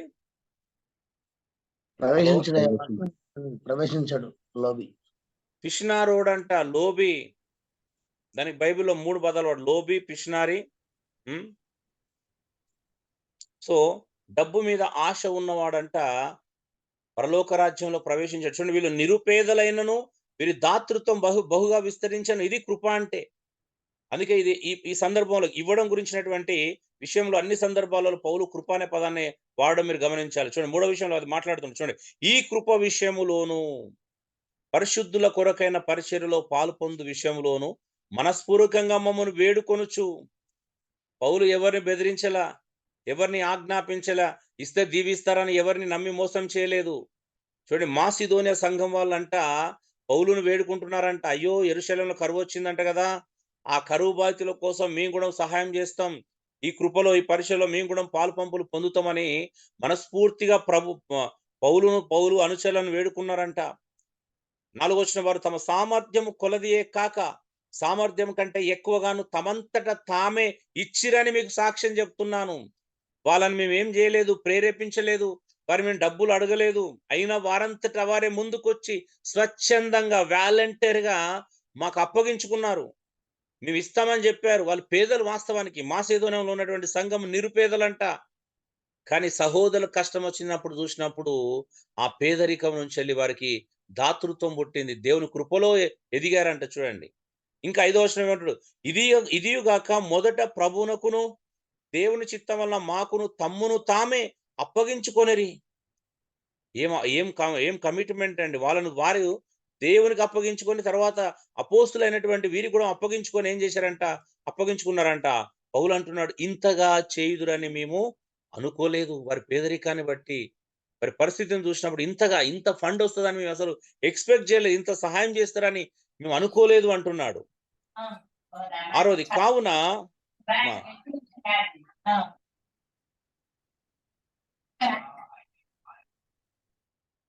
కావున ఏమన్నాడు, తీతు ఈ కృపను ఎలాగూ పూర్వం మొదలు పెట్టెనో అలాగున దానిని మీలో సంపూర్ణం చేయమని మేము అతన్ని వేడుకుంటేమి. ఏంటిదంట, కావున తీతు ఈ కృపను ఎలాగూ పూర్వం మొదలు పెట్టెనో. కృప అంటే ఏంటిదండి చెప్పండి. ఇప్పుడు రెండోసారి రిపీట్ అయింది కృప అనే పదం, అవునా? దాతృత్వము అంటే ఇది తీతు ప్రారంభించాడు ఒక సంఘంలో. ఏ సంఘంలో మనకు తెలుసు. మీరు ప్రతి విషయంలో అనగా విశ్వాసమందును, ఉపదేశమందును, జ్ఞానమందును, సమస్త జాగ్రత్త యందును మీకు మాయడల ప్రేమయందును ఎలాగో అభివృద్ధి పొందుచున్నారో అలాగే మీరు ఈ కృపయందు కూడా అభివృద్ధి పొందినట్లు చూసుకొని. చూడండి, కృప 3వసారి రిపీట్ అయింది. అర్థమవుతుందా? ఏమన్నాడు, మీరు మంచిది విశ్వాసమందు అభివృద్ధి చెందుతున్నారు, ఉపదేశమందు అభివృద్ధి చెందుతున్నారు, జ్ఞానమందు అభివృద్ధి చెందుతున్నారు, సమస్త జాగ్రత్తలు కూడా మీరు అభివృద్ధి చెందుతున్నారు, మాయడున్న ప్రేమయందును అభివృద్ధి చెందుతున్నారు. అలాగే అవన్నిట్లో ఎలాగైతే ఎదుగుతున్నారో ఈ కృపయందు కూడా అభివృద్ధి పొందినట్టు చూసుకోండి. మంచిది. ఇప్పుడు ఇలా లేఖనాలు మీరు నేర్చుకుంటున్నారు, గత నెల రోజులుగా సత్యాన్ని నేర్చుకుంటున్నారు. అయితే నేనేమంటున్నాను, ఇప్పుడు ఒకవేళ చెప్పాల్సి వస్తే మంచిది, మీరు ఇక్కడ ఎంతో జ్ఞానాన్ని నేర్చుకుంటున్నారు, సత్యంలో ప్రసిద్ధి చేయబడుతున్నారు, మీరు అన్నిట్లో ఎదుగుతున్నారు, నన్ను ప్రేమించే విషయంలో కూడా మీరు అభివృద్ధి చెందుతున్నారు. అయితే ఎవరికన్నా కష్టం వచ్చినప్పుడు ఆదుకునే ఈ కృపలో కూడా అభివృద్ధి పొందినట్లు చూసుకొనుడి అన్నట్టు మాట్లాడుతున్నాడు పౌలు. అంతేనండి? ఆమేన్.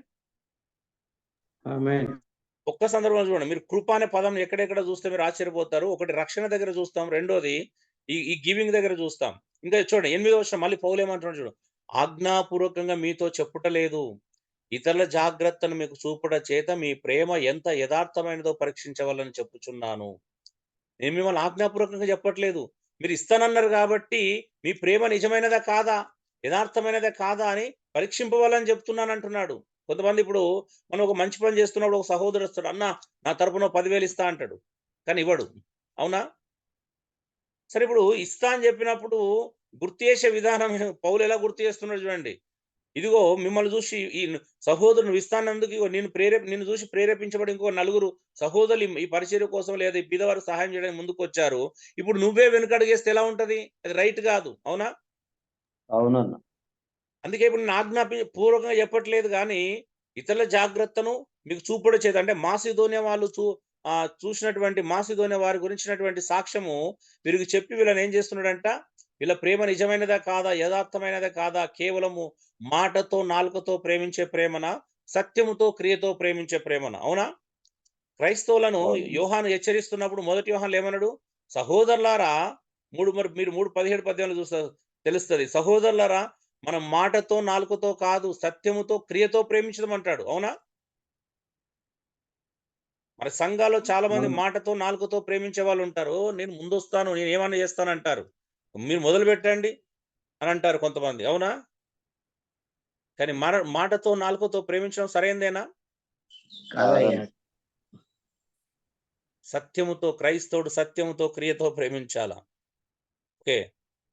ఎప్పుడైనా మొన్నటి మీటింగ్ పాపం ఒక మాట ఇచ్చి తప్పిన వాళ్ళైతే దయచేసి ఆ మాట నిలబెట్టుకోండి. ఎందుకంటే మన ప్రేమ యథార్థమైనదై ఉండాలి. సత్యము కూడినదై ఉండాలి. ఇవ్వలేని స్థితిలో ఉంటే ఇవ్వలేనని చెప్పాలి గానీ, మాట మాత్రం ఇచ్చి తప్పకూడదు. ఎందుకంటే మన ప్రేమ మాటకు, నాలుకతో పరిమితం కాకూడదండి. అది క్రియ రూపకంగా ఉండాలి. చూడండి 9వ వచనం. మీరు మన ప్రభువైన యేసుక్రీస్తు కృపను ఎరుగుదురు గదా! మళ్ళీ చూడండి 4వసారి చూడండి. కృప మన ప్రభువైన యేసుక్రీస్తు కృపను ఎరుగుదురు గదా! ఏంటిది ఇక్కడ? చూడండి, ఆయన ధనవంతుడయ్యుండియు మీరు తన దారిద్ర్యం వల్ల ధనవంతుడు కావాలని మీ నిమిత్తము దరిద్రుడాయను. అబ్బా! దొరికిందబ్బా ఇది ప్రాస్పారిటీ ప్రీచర్‌లకు 9వ వచనం. అవునా? అవునన్న, అవును. ఏం వాడేసుకుంటారండి చూడండి. హల్లెలూయా. హల్లెలూయా. వాడుకుంటే కూడా మీకు స్తోత్రం చెప్తున్నారా అండి? కాదయ్యా. ఇంత సత్యం బయటకొచ్చిందని చెప్తాను హల్లెలూయా అని. చూడండి, యేసుక్రీస్తు మీ కొరకే దరిద్రుడయ్యాడు. కాబట్టి అందరూ ధనవంతులు కావాలని చెప్తున్నారు చాలా మంది. కానీ దాని భావము పౌలు 9వ వచనం రాయడానికి గల ఉద్దేశం అదేనా? ఒక్కసారి చూద్దాం ఆయన ఏమని చెప్తున్నాడు 10వ వచనంలో ఏమన్నాడు? ఇందును గూర్చిన తాత్పర్యం చెప్పుచున్నాను. ఏంటిదంట? 9వ వచనం యొక్క తాత్పర్యం లేదా పై వచనాల యొక్క తాత్పర్యం పౌలు ఆల్రెడీ చెప్పాడు. ఏంటిది? నా తాత్పర్యం చెప్తున్నా. సంవత్సరం క్రిందటనే ఈ కార్యము చేయటయందే గాక చేయ తలపెట్టుట యందు కూడా మొదటి వారయుండిన మీకు మేలు. అసలు ఈ ప్రారంభించిందే మీరు కొరంథీ సంఘాలు. కొరంథీ సంఘమే ఈ కానుకల గురించి ప్రారంభించింది. ఈ కార్యాన్ని తలపెట్టడం వాళ్ళే ప్రారంభించారు. అంటే ఫండ్ రేజ్ చేయడం అనేది మీరు సంవత్సరం క్రిందటనే ప్రారంభించారు. చేయటయందు మాత్రమే గాక చేయ తలపెట్టుటయందు మొదటి వారంట వీళ్ళు. వీళ్ళని చూసే మాసిదోనియ సంఘాల వాళ్ళు ప్రేరేపించబడ్డారు వాస్తవానికి. కానీ ఇప్పుడు పరిస్థితి ఎలా వచ్చిందంటే మాసిదోనియ వారు ఆల్రెడీ ఫండ్ రేజ్ చేశారు. వాళ్ళను ఉదాహరణ చూపించి మళ్ళీ వీళ్ళని ప్రేరేపించాల్సినటువంటి పరిస్థితి పౌలుకు ఎదురుపడింది. 11వ వచనం. కావున తలపెట్టుటకు సిద్ధమైన మనసు మీలో ఎలాగూ కలిగెనో అలాగే మీ కలిమి కొలది సంఘ సంపూర్తి అయినట్లు మీరు ఆ కార్యమును ఇప్పుడు నెరవేర్చండి. సమయం వచ్చింది కాబట్టి మీరు ప్రారంభించారు. దాన్ని పూర్తి చేసి నెరవేరిస్తే బాగుంటుంది. చూడండి, ఇప్పుడు యేసు ప్రభు దరిద్రుడయ్యాడు మీ కొరకు అన్నప్పుడు పౌలు యొక్క ఉద్దేశం ఏందండి ఇక్కడ? మనల్ని ధనవంతులను చేయడానికి దరిద్రుడయ్యాడంటే ఇప్పుడు పౌలు యొక్క ఉద్దేశము సమాజంలో ఉన్న బీదవారిని దేవుడు యేసు ప్రభు ధనవంతులను చేస్తాడని అర్థంలో వాడుతున్నాడా? యేసుక్రీస్తులాగా మనం కూడా ఇతరుల కొరకు దరిద్రులు అవ్వాలని చెప్తున్నాడా చెప్పండి? ఇప్పుడు అప్లికేషన్ ఏంటి చెప్పండి ఇక్కడ? యేసుక్రీస్తులాగా మనం కూడా కావాలి. ఇప్పుడు చెప్పండి, ఈ లేఖనము బీద వాళ్ళని దరిద్రులను చేయడం గురించి మాట్లాడుతుందా? యేసుక్రీస్తులాగా మనం కూడా ఇతరుల కొరకు దరిద్రులం అవ్వడం గురించి మాట్లాడుతుందా చెప్పాలి ఇప్పుడు. మనము కూడా ఇతరుల కొరకు ప్రభువులా కనీసం కొంతైనా నెరవేర్చాలని చెప్తుందయ్యా. మీరు కలిపారా కొంత? కొంత. ఓకే. కొంచెం కష్టంగా ఉంటది కదా మొత్తం ఇవ్వాల్సి వస్తే. సరే, తర్వాత చూద్దాం. మిమ్మల్ని ఎవరు ఏమనట్లేదు కానీ. ఓకే, ఏమంటుండ్రు చూడండి. మొదట ఒకడు సిద్ధమైన మనసు కలిగి ఉంటే శక్తి మించిన కాదు గాని కలిమి కొలది ఇచ్చినది ప్రీతికరమగును. మీరే ఇస్తా అన్నారు. సరే ఇవ్వండి. ఎంత ఇవ్వండి? మీ బలం ఎంత ఉంటే, మీ శక్తి ఎంత ఉంటే మీరు ఎంత ఇవ్వగలిగితే అంతే ఇవ్వండి. కానీ బలవంతంగా ఇచ్చి కలిమి కొలది అంటే ఉన్న దానిలోకి వెళ్ళి ఇచ్చింది దేవునికి ప్రీతికరం అవుతుంది. అంతే సనుక్కుంటా బాధపడుకుంటూ అబ్బో ఇప్పుడు ఎట్లా నేను అనుకుంటూ ఇవ్వకండి దయచేసి. అది మంచిది కాదనే చెప్తున్నాడు. 13 ఇతరులకు తేలికగాను మీకు భారంగా ఉండవనేది చెప్పటం లేదు. అంటే మీ మీద ఎంత చెప్పేసరికి అబ్బో పౌలు ఉన్నాడుగా మా సంఘం మా మీద ఒత్తిడి తీసుకొస్తున్నారని ఒకవేళ ఎవరైనా అనుకునేరు. మీ మీద నేను ఒత్తిడి తీసుకురావడానికి చెప్పట్లేదు. ఎందుకు చెప్తున్నాడంట? 14వ వచనం చెప్తున్నాడు చూడండి. హెచ్చుగా కూర్చుకున్న వానికి ఎక్కువ మిగలలేదనియు తక్కువగా కూర్చుకున్న వానికి తక్కువ కాలేదని వ్రాయబడిన ప్రకారం అందరికీ సమానంగా ఉండు నిమిత్తము ప్రస్తుతం మీ సమృద్ధి వారి అక్కరకును మరి ఒక్కప్పుడు వారి సమృద్ధి మీ అక్కరకు సహాయం ఉండవాలని ఇలాగ చెప్పుచున్నాను. పౌలు యొక్క భావము తాత్పర్యం ఏంటిదంటే పాత నిబంధనలో మన్నాను సమకూర్చుకున్నప్పుడు కొంతమంది ఎగబడి ఏం చేశారంటే శనివారంది శుక్రవారమే కూర్చుకోవాలి. అవునా కదండి? కొంతమంది ఏం చేశారంటే ఎగబడి ఎక్కువ కూర్చుకున్నారు. ఏమైందండి శనివారం తర్వాత మిగిలిందా? లేదన్న. ఏమైంది? పురుగులు పడి ఖరాబ్ అయిందన్న. పాడైపోయింది అది. అవునా? కొంతమంది తక్కువ కూర్చుకున్నారంట. తక్కువ కూర్చున్నాం తక్కువైందా అండి ఎప్పుడైనా ఎవరికైనా? కాలేదు సరిపోయింది కాలేదు. సమృద్ధి. ఆశ మనది పిచ్చి కదా! ఎంత కూర్చుకుంటే అంత గొప్పగా అనుకుంటాం. ఏం చేస్తామండి? ఎంత కూర్చుకున్నా కడుపులోకి పొయ్య అంతే పోతది. దానికి తోడు షుగర్‌లు, బీపీలు అవునా? అవునన్న. ఏం తింటారు చెప్పండి ఇంకా? చూసుకొని మురవడం వేయలేదు. చూసుకొని మురవడమే. చెప్పుకొని ఏడవకు. ప్రసంగి ఆల్రెడీ అలాంటి మాట కూడా రాశాడు కదా! ధనవంతునికి ధనాన్నంట ప్రతిరోజు కళ్ళతో చూసుకోవడం వల్ల ఏం ప్రయోజనం ఉండదంట. నిజమేనా? నిజమే అన్న. అవునయ్యా. అప్పుడప్పుడు బీరువాలో పెట్టిరనుకోండి 2 రోజులకోసారి బీరువాలో అది ఉందా లేదా అని చూసుకొని తృప్తి చెందడం తప్పించి ఏం ఉపయోగపడదు. నిజమా కాదా చెప్పండి ఇప్పుడు? నిజమే. అంతే మన బ్రతుకు. అసలు మనం వాల్యూ తెలుసుకోవట్లేదు. ధనం ఉంటే చూసుకొని తృప్తి చెందడం తప్పించి దానివల్ల ధనవంతునికి ఇంకో ప్రయోజనం లేదు. ఇప్పుడు పెద్ద పెద్ద ధనవంతులను చూస్తా ఉంటే ఆశ్చర్యం ఉంటది ఆళ్ళు. కనీసం టీ తాగలేరు. ఎందుకంటే షుగరు. స్వీట్ తినాలనిపిస్తది. నోరూరుతది. తినలేరు. డబ్బు లేకనా? పుష్కలంగా కాదన్న. డబ్బులుంటాయి. అవునా? కారుంటది. కారుంటది. కానీ రాత్రి పగలు, సాయంత్రం ఇక్కడ నడుస్తా ఉంటారు ఆ బుర్రలేసుకొని. ఫుల్లు ధనవంతులు. కానీ కారుంటది గానీ కార్‌లో తిరగలేరు. ఏం ప్రయోజనం చెప్పండి ఎన్నున్నా? నిజమా కాదా చెప్పండి? నిజమే అన్న. అందుకే ప్రసంగి అంటాడు కష్టపడేవాడంట కొంచెం తినను ఎక్కువ తినను సుఖనిద్ర పోతాడంట. ఈ ఉన్నోనికి ఈ సుఖనిద్ర అనేది ఎప్పటికి ఉండదు. అలాంటి సేవకుల కంటే సంఘాల పట్ల భారం ఉంటది కాబట్టి ఆ భారం పట్ల నిద్రపోదు. అంతేగాని వేరే రకమైన కారణాలైతే నాకు లేవు. చూడండి ఏమంటున్నాడు అందుకే దేవుని యొక్క ఆలోచన చూడండి. ఇప్పుడు యెరూషలేములో కరువు బాధితులకు, యూదయలో కాపురం ఉన్న సహోదరులకు కరువొచ్చింది కాబట్టి ఈరోజు మీ సమృద్ధిలోకెళ్ళి వారి అక్కర్లు తీరుస్తున్నంట. రేపు మీకు కష్టం వచ్చినప్పుడు, లేమిలో ఉన్నప్పుడు వారి సమృద్ధి నుండి మీకు అక్కర తీర్చబడుతది. ఆమేన్. ఆమేన్. ధైర్యంగా చెప్తున్నా అండి. ఈ సూత్రమే మమ్మల్ని 20 సంవత్సరాల నుంచెల్లి బ్రతికిస్తుందండి. ఈ ఒక్క సూత్రమే. లేమిలో ఉన్నప్పుడు, అవసరతలో ఉన్నప్పుడు సహాయం చేసినప్పుడు, మేము అక్కరలో ఉన్నప్పుడు, మాకు కావాల్సినప్పుడు దేవుడు సహాయం పంపిస్తుండు. సింపుల్‌గా చెప్పాలంటే. అంటే చేసిన ఏ సహాయం అంటే అది అన్యాయస్తుడు కాడంట కదా దేవుడు. బీదలకు సహాయం చేస్తే యెహోవాకు అప్పిచ్చినట్టు. మొదటి 3 వచనాలు మర్చిపోకండి. యథార్థ హృదయం కలిగిన వాడంట తన ధనములో దరిద్రులకు భాగం ఇచ్చునంట. అట్టివాడు దీవెనను పొందుతాడు. ఇచ్చేవాడు మాత్రం ఎవరికి? స్థుతిలో ఉన్నవానికి మళ్ళీ. ఎక్కడ పడితే అక్కడే ఇచ్చే దీవెనవంతుడని బైబిల్ చెప్పట్లేదు. 16 వచనం చూడండి ఏమంటున్నాడు? మీ విషయమై నాకు కలిగిన ఈ ఆసక్తిని తీతు హృదయంలో పుట్టించిన దేవునికి స్తోత్రం. తీతు కూడా ఇలాగ పేదల కోసం ఫండ్ రైజ్ చేసేటువంటి ఆసక్తిని కలిగి ఉన్నాడంట. విషయం చూడండి మీకు ఇది అర్థం కావాలంటే ఒకసారి గలతీయులకు రాసిన పత్రిక 2వ అధ్యాయం చదవండి మీకు అర్థమవుతది. 10-12 వచనాలు ఏమన్నాడు పౌలు? పౌలుకి బర్నబా కంట అపోస్తులందరూ కుడి చేతిని ఇచ్చారంట. అంటే సపోర్ట్‌ని ఇచ్చారంట. ఇచ్చి మీరు అన్ని జనులకు సువార్తను ప్రకటించొచ్చు. యూదులకు కూడా సువార్తను ప్రకటించొచ్చు. మాకు ఎలాంటి అభ్యంతరం లేదు. మేము మాత్రమే యూదులకు అపోస్తులకు ఎన్నుకోబడ్డాం. కానీ పౌలు నువ్వు అపోస్తులకు అన్ని జనులకు ఎన్నుకోబడినప్పటికీ నువ్వు యూదులు అవకాశం దొరికినప్పుడు యూదులకు కూడా నువ్వు సువార్త ప్రకటించవచ్చు అని చెప్పిన తర్వాత ఏమని చెప్పారంట? బీదలను జ్ఞాపకం చేసుకోమని చెప్పారంట. ఒక్కసారి చూడండి ఎంత గొప్ప మాట. ఎవరు జ్ఞాపకం చేసుకోమన్నారంటే ఆ వచనంలో చూడండి.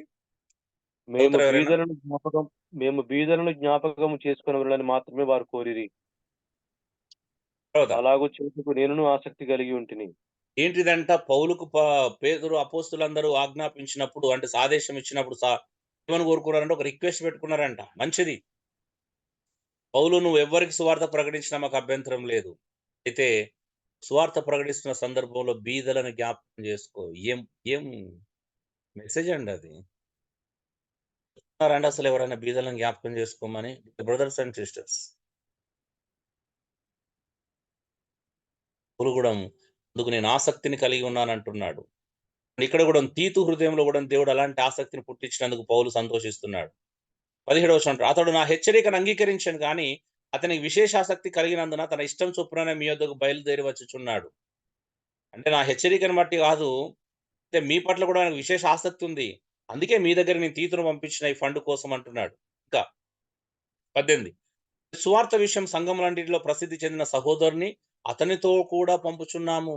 సువార్త పనిలో ఎంతో ప్రసిద్ధుడైన ఒక సహోదరుని కూడా తీతుతో మీ దగ్గర పంపుతున్నాను. అంతేగాక మన ప్రభువుకు మహిమ కలుగు నిమిత్తం అంటే చూడండి, మా సిద్ధమైన మనసు కనపరచు నిమిత్తమును ఈ ఉపకార ద్రవ్య విషయమై పరిచారకులమైన మాతో కూడా అతడు ప్రయాణం చేయవలనని మేము కోరుకుంటున్నాం అన్నాడు. ఎందుకంటే ఎందుకు పౌలు ఇంత గ్యారెంటీగా మాట్లాడుతుంది 20వ వచనం. మరియు మేము ఇంత విస్తారమైన ధర్మము, ఇది చిన్న అమౌంట్ కాదండి. సంవత్సరం నుండి ఒక సంఘమంతా ఒక పట్టణంలో సంఘమంతా ఫండ్ రేజ్ చేస్తుందంటే అది చిన్న అమౌంట్ కాదు. విస్తారమైన ధర్మము విషయమై పరిచారకులమై ఉన్నాం మేము. ఎందుకంటే పౌలు సువార్త పరిచయం చేయడం మాత్రమే కాదు, అపోస్తులత్వం చేయడం మాత్రమే కాదు, ఈ ధనం విషయంలో కూడా పర్యవేక్షిస్తున్నాడు అంట. చూడండి, పరిచారకుడై ఉన్నాడు. కనుక దాని గురించి మా మీద ఎవడును, చూడండి ఎంత మంచిగా ఉంది, దానిని గురించి మా మీద ఎవడును తప్పు మోపకుండా మేము జాగ్రత్తగా చూసుకొనుచు అతన్ని పంపుచున్నాము. ఎంత అద్భుతమైన మాట చూడండి, మా మీద ఎవడు తప్పు మోపకూడదు. I'm really appreciate this pastors. ఎందుకనంటే వీళ్ళు నిన్న 20వ తారీఖు జరిగినటువంటి అంటే దానికి సంబంధించిన లెక్కలన్నీ గ్రూప్లో షేర్ చేసుకున్నారు. థ్యాంక్ యూ, నిజంగా దేవునామానికి మహిమ కలుగును గాక. సో ప్రతి రూపాయి లెక్క అందులో షేర్ చేసుకోవడం చాలా సంతోషం అనిపించింది. జాకబ్ నాతో మాట్లాడుతున్నప్పుడు నాకు చాలా హ్యాపీ అనిపించింది. నిరభ్యంతరంగా గ్రూప్లో పెట్టేయండి అన్నాడు.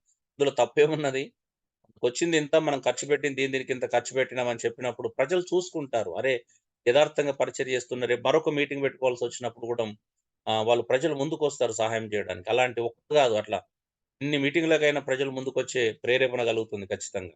చూడండి, పౌలు అంటున్నాడు ఎవడు మా మీద తప్పు మోపకూడదు. ఎందుకంటే పౌలు ధనాన్ని పట్టుకొని అటే వేయండి అంటే ఎలా ఉంటుంది చెప్పండి. తెలుసు కదా మీకు, ఇంతకుముందు చెప్పాను, మణిపూర్ సంఘటనలో ఎంతో మంది ఫండ్ రేజ్ చేసి అటే పట్టుకొని పోయారు చాలా మంది, అవునా?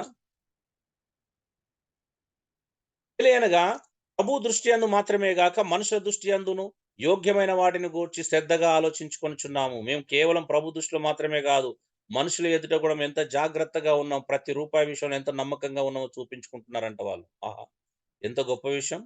మరి వారితో కూడా మేము సహోదరుని పంపుచున్నాం. చాలా సంగతులలో అనేక పర్యాములు అతన్ని పరీక్షించి అతడు ఆసక్తి గలవాడనియు ఇప్పుడును మీ ఎడల అతని కలిగిన విశేషమైన నమ్మిక వలన మరి ఎక్కువైన ఆసక్తి గలని తెలుసుకొని ఉన్నాం. ఎవరిని పడితే వాళ్ళని పంపించట్లేదు. చాలా విషయాలమే అతను పరీక్షించినాము. డబ్బుల విషయంలో అనేక విషయాలను పరీక్షించినాము. నమ్మకమైన వాడని తెలిసిన తర్వాతనే అతను మోసగాడు కాదు అని నమ్మకం వచ్చిన తర్వాతనే అతన్ని తీతుతో కూడా పంపిస్తున్నాం. తీతు గురించి కూడా మాట్లాడుతున్నాడు ఈ విషయాన్ని. చూడండి, కొంతమంది అడగొచ్చు అంటే డబ్బు విషయం కదా, ఇంతకు తీతు ఎవడని ఎవరైనా అడిగిన ఎడల, కొరింథీ సంఘాన్ని చెప్తున్నాడు, తీతు ఎవడని, నేను తీతును పంపిస్తున్నాను, తీతు ఎవరని ఎవడైనా అడిగిన ఎడల అతడు నా పాలివాడు, మీ విషయంలో నా జత పనివాడునై ఉన్నాడని, మన సహోదరులు ఎవరని అడిగిన ఎడల వారు సంఘముల దూతలు అని చెప్పాలి. చూడండి, పౌలు సిఫారసు చేస్తున్నాడు, తీతును పంపిస్తున్నాడు, నా నమ్మకస్తుడు. ఇప్పుడు నేను ఎవరన్నా సురేష్ను కొంచెం ఏదైనా పరిచర్య కోసం పంపించినప్పుడు లేదా ఒక బోధ పంపించినప్పుడు ఎవరైనా ప్రశ్నిస్తే నేను ఖచ్చితంగా జవాబు చెప్తాను. ఇంతకు సురేష్ అన్నను ఎందుకు పంపించారని ఎవరైనా పొరపాటున అడిగిరా అనుకో, నేను స్ట్రాంగ్గానే ఇలాగనే చెప్పగలుగుతాను. ఎస్, ఆయన నా జత పనివాడు, నా నమ్మకమైన పరిచారకుడు, నాతో పాటు ప్రయాణాలు చేస్తున్నవాడు, నాకు నమ్మకమైన సహోదరుడు. నేను బోధన ఉన్నట్టుగా ఏదైతే బోధించమని చెప్పానో అది బోధిస్తున్నాడని నేను ధైర్యంగా చెప్పగలుగుతాను. అలాగంటున్నా అంటే ఎంత అదే అంటే పరిచారకులు ఉండాలా. కాబట్టి మీ ప్రేమ యథార్థమైనదనియు మీ విషయమైన మా అతిశయం వ్యర్థం కాదని వారికి సంఘములు ఎదుట కనబరచుడి. తీతును పంపించిన తర్వాత మీ ప్రేమ ఎంత యథార్థమైనదో, మీ విషయమే మీ పడిన అతిశయం వ్యర్థం కాదనియు వాళ్ళు వచ్చిన తర్వాత వారికి కనబరచమని చెప్తున్నాడు పౌలు. ఎందుకంటే మీరు ఇస్తానని చెప్పారు, తీరా ఇస్తా అని చెప్పి ఇవ్వకపోతే ఎలా ఉంటది ఇక్కడ, ఇదంతా మీరు అర్థం చేసుకోవాలి. ఓకే, ఇంకొక 9వ అధ్యాయం కూడా ఇలా చదువుకొని ముగించుకుందాం. తద్వారా మీకు ఒక అధ్యాయం మొత్తం దేని గురించి మాట్లాడుతున్నా ఆలోచించండి. మనము ఒక లేఖనాన్ని పట్టుకొని అన్ని అధ్యాయాలను నిర్లక్ష్యం చేయడము ఎంత సిగ్గుచేటు. కనీసం 2 వచనాలు కూడా చదవం మనం. ఏందండి ఒక అధ్యాయం ఇప్పటిదాకా మనం చూసుకున్నది ఏంది? ఒక అధ్యాయం మొత్తం ఎన్ని వచనాలు ఉన్నాయి చూడండి. మొదటి 24 వచనాలు దాదాపు ఇందులోనే చూసాం. మరి 9వ అధ్యాయంలో కూడా చూద్దాం. 9వ అధ్యాయంలో కూడా దాదాపు 15 వచనాలు ఎలా పౌలు మాట్లాడుతున్నాడో చూద్దాం. చూడండి, నెంబర్ 1, పరిశుద్ధుల కొరకైన ఈ పరిచర్యను గూర్చి మీ పేర వ్రాయుటకు నాకు అగత్యము లేదు.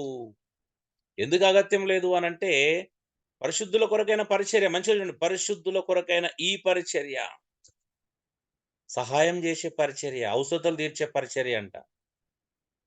కొరందీలారా మీకు రాయట నాకు అగత్యం లేదు, ఎందుకంటే మీరు ఎక్కడి నుండో సంవత్సరం నుంచే మీరు సిద్ధపడి ఉన్నారు. ఇదేదో ఒక రోజు 2 రోజుల విషయం కాదు. రెండో వచనం, మీ మనసు సిద్ధమై ఉన్నదని నేను ఎరుగుదును, అందువలన సంవత్సరముల నుండి అకయ సిద్ధపడి ఉన్నదని చెప్పి నేను మిమ్మల్ని గూర్చి మాసిదోనియ వాదుట అతిశయపడుచున్నాను. మీ ఆసక్తిని చూచి అనేకులు ప్రేరేపింపబడిరి. మీరు వచ్చారు, కొరంది సంఘం వచ్చేయమన్నారు, మేము సహాయం చేస్తామన్నారు. వారి ఆసక్తిని చూసి మాసిదోనియ వారు ప్రేరేపించబడ్డారు. నేను మిమ్మల్ని గూర్చి వారి ఎదుట ఎంతో అతిశయపడ్డాను. అబ్బా, పేదలకు సహాయం కరువు రాగానే కొరంది సంఘం ఎంత అద్భుతంగా ముందుకొచ్చిందని మీ గురించి నేను గొప్పగా అతిశయంగా చెప్పుకున్నాను. అయితే మిమ్మల్ని గూర్చిన మా అతిశయము ఈ విషయంలో వ్యర్థం కాకున్నట్లు నేను చెప్పిన ప్రకారం మీరు సిద్ధంగా ఉండుటగా ఈ సహోదరులను పంపితిని. మీ గురించి నేను ఎంత గొప్పగా చెప్పుకున్నానో, ఈ అతిశయాన్ని వ్యర్థం కాకున్నట్లు నేను తిమోతితో మరొక సహోదరుని పంపడానికి గల కారణం అదే అని పౌలు చెప్తున్నాడు. 4, ఒకవేళ వారు వచ్చేసరికి మీరు సిద్ధపడని ఎడల, ఒకవేళ మాసిదోనియ వారు ఎవరైనాను నాతో కూడా వచ్చి మీరు సిద్ధముగా ఉండకపోవట చూచిన ఎడల ఈ నమ్మిక కలిగి ఉన్నందుకు మేము సిగ్గుపరచబడదుము, మీరును సిగ్గుపరచబడదురని చెప్పనేలా. నాకు ఇలాంటి సంఘటనలు చాలా ఎదురైనాయండి. ఎవరైనా కష్టాలు ఉన్న వాళ్ళు, బీదలు అవసరతలు ఉన్న వారి కోసం నేను ఎవరికైనా చెప్పినప్పుడు కొంతమంది సహోదరులు, అన్నా నేను నెలకు 500 1000 రూపాయలు పంపిస్తానని మాటిస్తారు. వాళ్ళు ఇచ్చిరు కదా అని చెప్పి నేను సంతోషంగా కొంచెం నా సహోదరులు అబ్బా ఎంత మంచోళ్ళు, బీదలు అనగానే ముందుకు వచ్చారని అతిశయంగా ఎవరికైనా చెప్పినాం అనుకోండి, తీరా టైంకి డబ్బులు పంపించడానికి వాళ్ళు ఇవ్వలేదనుకోండి, నేను పంపలేను, మేము సేవకులం, జీవనోపాధి లేని వాళ్ళం, వాళ్ళు ఇవ్వకపోతే వాళ్ళ దగ్గర ఏమైతాం, సిగ్గుపరచబడతాం కదా. అందుకే భయం వేస్తుంది నాకు. మధ్యవర్తిత్వం చేయాలంటే చాలా భయం. నిజంగా సహోదరులాగా యథార్థంగా ఉన్నప్పుడు ఇలాంటి చాలా అద్భుతంగా ఉంటాయి. అలా అని చెప్పేసి అంటే సరే, మా శక్తి మించి శక్తి ఉన్నంత వరకు కొద్ది మందికి సహాయం చేయగలుగుతాం. ఇప్పుడు పరిచయమైన వాళ్ళందరూ సహాయం చేయాలంటే పండుగడం పెరుగుతూ ఉండాలి. నాకు సంఘంలో ఒకే ఒక సహోదరుడు ఉన్నాడు. ఆ ఒక్క సహోదరు ఇచ్చే సహాయాలని 4-5 పంపించాల. ఎలా ఉంటుందో ఒకసారి ఊహించండి. ఇప్పుడు ఆయన మీద నేను అధిక భారం మోపలేను. ఇంకొక సహోదరుడు వచ్చాడు కొత్తగా, పేదవాడు, అతను కూడా సహాయం పంపుదామంటే నేను పంపలేను, ఆయనకు భారం మోపలేను. సో ఇలాగ ఉంటుంది. కావున 5వ వచనం, లోగడ ఇచ్చేదనని మీరు చెప్పిన ధర్మము. లోగడ అంటే ఇంతకుముందు చెప్పారు, మీరే ఇస్తానన్నారు. కాబట్టి మీరు ఇచ్చేదనని చెప్పిన ధర్మము పిసినితనముగా అయ్యక ధారాళంగా అయ్యేవాళ్ళని చెప్పి సహోదరు మీ యొద్దకు ముందుగా వచ్చి దాన్ని జమ చేయటకై వారిని హెచ్చరించడం అవసరమని తలంచి తిని. ఎందుకంటే నేను వచ్చిన తర్వాత మళ్ళీ ఫండ్ రేజ్ చేయడం ఇదంతా కార్యము, సమయం వృధా అవుతుంది, అంత కాదు. అందుకే ముందు జాగ్రత్త వీళ్ళని పంపుతున్నాను. నేను వచ్చినాక జమ చేయకుండా వీళ్ళే ముందుగా జమ చేస్తారు. కాబట్టి కొంచెముగా విత్తువాడు కొంచెముగా పంట కోయును, సమృద్ధిగా విత్తువాడు సమృద్ధిగా పంట కోయునని ఈ విషయమై చెప్పవచ్చును. పౌలు ఎక్కడ మెన్షన్ చేశాడు చూడండి, పరిశుద్ధుల కొరకు ఎవరైతే ఎక్కువ సహాయం చేస్తారో మళ్ళీ వాళ్ళు కష్టాల్లో ఉన్నప్పుడు అదే స్థాయిలో సహాయం పొందుకుంటారు. ఎవరు తక్కువగా ఇస్తారో వారు కష్టాల్లో ఉన్నప్పుడు తక్కువగా పొందుకుంటారంట. దేవుడు చుట్టూన్న ప్రజలను ఒకవేళ మీకు ఇచ్చే గుణం లేకపోతే చాలా కఠినపరుస్తారండి. వాళ్ళకు ఉన్నా కూడా మీకు ఇవ్వకుండా చేయగలుగుతారు, అంత శక్తి సామర్థ్యం కలిగినోడు ఆయన. ఇదే విషయాన్ని మనం గలతీ పత్రికలు చూస్తే ఏమన్నాడు, కొంచెంగా విత్తువాడు కొంచెంగా వస్తాడు అంటే అక్కడ కూడా అదే చెప్తున్నాడు. అందరికి సహాయం చేసినప్పుడు అంట దేవుడు తగిన కాలమందు మీరు పంటకు వస్తారు, విసుకక మేలు చేస్తే తగిన కాలమందు పంటకు వస్తారని చెప్పినాడు. కానీ ఇప్పుడు ఇవ్వగానే 30 అంతలు వస్తుంది, 60 అంతలు వస్తుంది, 100 అంతలు వస్తారనే మాట బైబిల్ ఎక్కడ కూడా లేదు. మన సోకాల్డ్ పాస్టర్లు ఏం చేసిరు అంటే విత్తువాని ఉపమానాన్ని, అంటే సువార్త ఉపమానాన్ని అక్కడ క్లియర్ చెప్పాడు, విత్తనం వాక్యం అని. వాక్యం విత్తినప్పుడు మంచి నేలలో పడిన విత్తనం అంట, మంచి మనసులో పడిన విత్తనము 30 అంతలుగా 60 అంతలుగా 100 అంతలుగా ఫలిస్తుంది. అంటే అక్కడ విత్తనం అని యేసు ప్రభువే భాష్యం చెప్పాడు, అర్థ వివరణ ఇచ్చాడు వాక్యం అని. అవునండి? అవునండి? అవునండి, అవును, వాక్యమే. మరి డబ్బులు అని చెప్పిండు ఏమన్నాయినా? డబ్బుల గురించి కాదు, విత్తనం వాక్యం గురించి. దాన్ని మన వాళ్ళు ఏం చేశారంటే కట్ పేస్ట్ చేయడం, మన వాళ్ళకు టాప్ అన్నట్టు అక్కడ కట్ చేసి దాన్ని విత్తనం అంటే మీరు ఎంత విత్తుతే 30 అంతలుగా 60 అంతలుగా 100 అంతలుగా వస్తారని డబ్బును అక్కడ ఆ విత్తనం దగ్గర డబ్బును పెట్టేసుకున్నారు. అవునా? అక్కడ సగం కాస్ట్ కట్ చేసి ఇక్కడ సగం పేస్ట్ చేసేసారు. ఎంత గొప్ప మేధావులు అసలు, నిజమా? ప్రాస్పారిటీ ప్రీచర్లు ఎంత దరిద్రాన్ని క్రియేట్ చేసారో వీరు చెప్తే చచ్చిపోతాం మనం అందరం కలిసి, అంత భయంకరంగా ఉంటాయి ఆలోచనలు. అక్కడ సగం ఇక్కడ సగం పేస్ట్ చేసేసారు. ఎక్కడ ఉందండి? దేవుడు ఈరోజు కష్టంలో ఉన్న వారికి సహాయం చేస్తే రేపు నీకు కష్టం వచ్చినప్పుడు సహాయం చేస్తాడని వాగ్దానం చేశాడు. కానీ ఇప్పుడు 10 విత్తగానే 30 కోస్తావు, 60 కోస్తావు, 100 కోస్తావు అని ఎక్కడుంది చెప్పండి? ఒక లేఖనం ఉందా అలాగా? లేదండి. లేదండి. చూడండి ఇక్కడ, అందుకే అన్నాడు, అప్పుడు సనుక్కొనకయు బలవంతంగా కాకయు ప్రతివాడు తన హృదయంలో నిశ్చయించుకున్న ప్రకారం ఇవ్వవలెను. దేవుడు ఉత్సాహంగా ఇచ్చువానిని ప్రేమించును. ఎవరికి? బీదవారికి ఉత్సాహంగా ఇచ్చువాని ప్రేమిస్తాడు. ఆమేన్. ఆమేన్. yes. ఆ! మరియు అన్నిటి అందు ఎల్లప్పుడూ మీలో మీరు సర్వసమృద్ధి గలవారై ఉత్తమమైన ప్రతికారం చేయుటకు దేవుడు మీ యెడల సమస్త విధములైన కృపను విస్తరింపజేయగలడు. ఎప్పుడంట? బీదలకు ఎవరైతే ఉత్సాహంగా ఇస్తాడో వారి యెడలనే దేవుని కృప అధికంగా ఉంటుంది. ఆమేన్. అవునా? ఆమేన్. దేవుని మనసు ఎలా ఉంటదంటే, అబ్బా! ఇతనికిస్తే ఇతడు ధనాన్ని పక్కన పెట్టుకోకుండా ఔషధులకు పంచుతాడని తెలిస్తే అలాంటివి మళ్ళీ ఇస్తాడు గానీ, దాచిపెట్టుకొని పిషనారిగా వివరించడానికి ఇస్తాడండి దేవుడు? ఇవ్వడండి. ఇయ్యడు. ఆ! ఇందు విషయమై అతడు వెదజల్లి దరిద్రులకు ఇచ్చెను. అతని నీతి నిరంతరం నిలుచునని వ్రాయబడినది. ఎవరికిచ్చాడంట వెదజల్లి? దరిద్రులకు ఇచ్చింది. దరిద్రులకు ఇచ్చినోడంట. దరిద్రులకు ఇచ్చినోడు అభివృద్ధి చెందుతాడు. ఎవరు పడితే అలా కాదు. ఎన్ని లేఖనాలండి మీకు ఎంత అని చెప్పగలుగుతాను చెప్పండి. కొత్త నిబంధనలు మీకు 100 రిఫరెన్స్‌లు చూపిస్తాను. ఎక్కడ కూడా మిస్‌ఇంటర్‌ప్రిటేషన్ లేని రిఫరెన్స్‌లు. అపార్థం చేసుకోకుండా ఉండే రిఫరెన్స్‌లు. చాలా మంది విత్తనం అంటే ఎక్కడ పడితే విత్తితే అక్కడ కోస్తాం అనుకుంటున్నారు. తప్పది. మీరు ఇప్పుడు బస్సులో ప్రయాణం చేస్తున్నారనుకోండి, సంచోటి విత్తనాల సంచోటి పెట్టుకొని ఆ విండో సీట్‌లో కూర్చొని మీరు చల్లుకుంటా పోయారనుకోండి రోడ్ల మీద.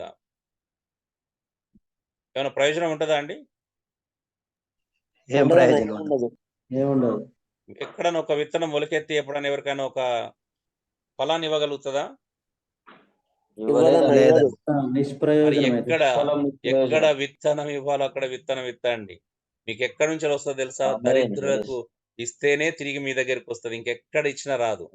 అసలు బైబిల్‌లో పాస్టర్‌లకు ఇస్తే దీవించబడతావు అని ఒక్క రిఫరెన్స్ కూడా లేదు. యాజకుల సందర్భంలో కూడా యాజకులకు ఇస్తే మీరు దీవిస్తబడారని ఎక్కడ ఉందండి? కేవలం లేదన్న. మూడో రకమైన దశం భాగం దరిద్రులకు ఇస్తేనే మీరు దీవించబడతారని చెప్పబడింది. దేవుడు ఆశీర్వాదం అక్కడే పెట్టాడు. ఇది ఒక్క సందర్భం కాదండి. మీరు యెషయా గ్రంథం 58వ అధ్యాయం చదవండి. ఎవరికి సహాయం చేస్తే దేవుడు తిరిగిస్తాడు. ఉపవాసం యొక్క భావాన్ని కూడా అక్కడ ఏమని చెప్పాడు చూడండి. ఉపవాసం అంటే ఆకలి కొనిన వానికి ఆహారం పెట్టడం అంట. కడుపు మార్చకుండా ఉపవాసం కాదు. అబ్స్టైన్ ఫ్రమ్ ఫుడ్ ఉపవాసం అని మనం ఈరోజు కడుపులు మార్చుకొని బీద వాళ్ళని నిర్లక్ష్యం చేసే ఉపవాసాలకి యేసు ప్రభు తండ్రి అయిన దేవుని ఎదుట పవిత్రమును నిజంగా ఆయన దృష్టికి విలువైన ఉపవాసము మనకు అర్థం కాలే ఇప్పటికి కూడా. చెప్దాం ఆ సందర్భం కూడా. బిబ్లికల్ ఫాస్టింగ్ అనే సబ్జెక్ట్ ఉంది. ఓకే. ఒక్కసారి 10వ వచనం కూడా చదవండి.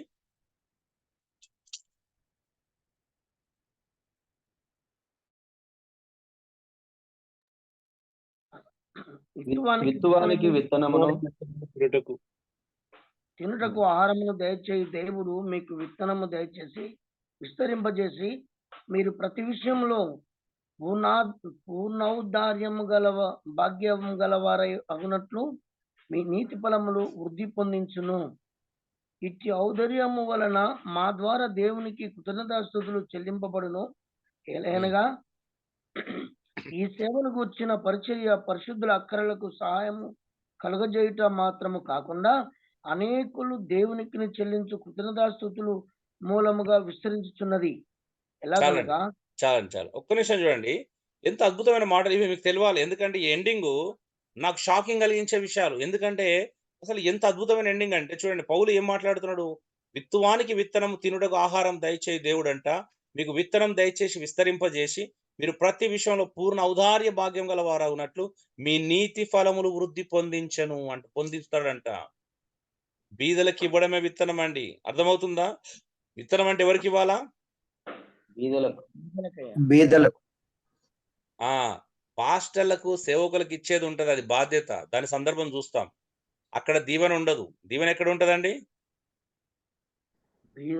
పరిచర్య ధర్మం జరిగించే దాంట్లో ఏం రివర్స్ ఉండదు. కానీ బీదలకు ఇచ్చే దాంట్లో ఖచ్చితంగా రివర్స్ ఉంటది. అర్థమవుతుందండి? వాళ్ళకి ఇవ్వడం తప్పు కాదు. అక్కడేమో పరిచర్య ధర్మం నిర్వర్తించడానికి ఇస్తాము. అది పరిచర్య నెరవేర్చబడుతుంది. ప్రజలు ప్రతిఫలం పొందుకుంటారు. కానీ ఆర్థికంగా అభివృద్ధి అనేది అంటే దీవెన అనేది నీతి ఫలములలో ఎదగడం అనేది ఇక్కడ మాత్రమే జరుగుతుంది. అందుకే అది విత్తనం అంట.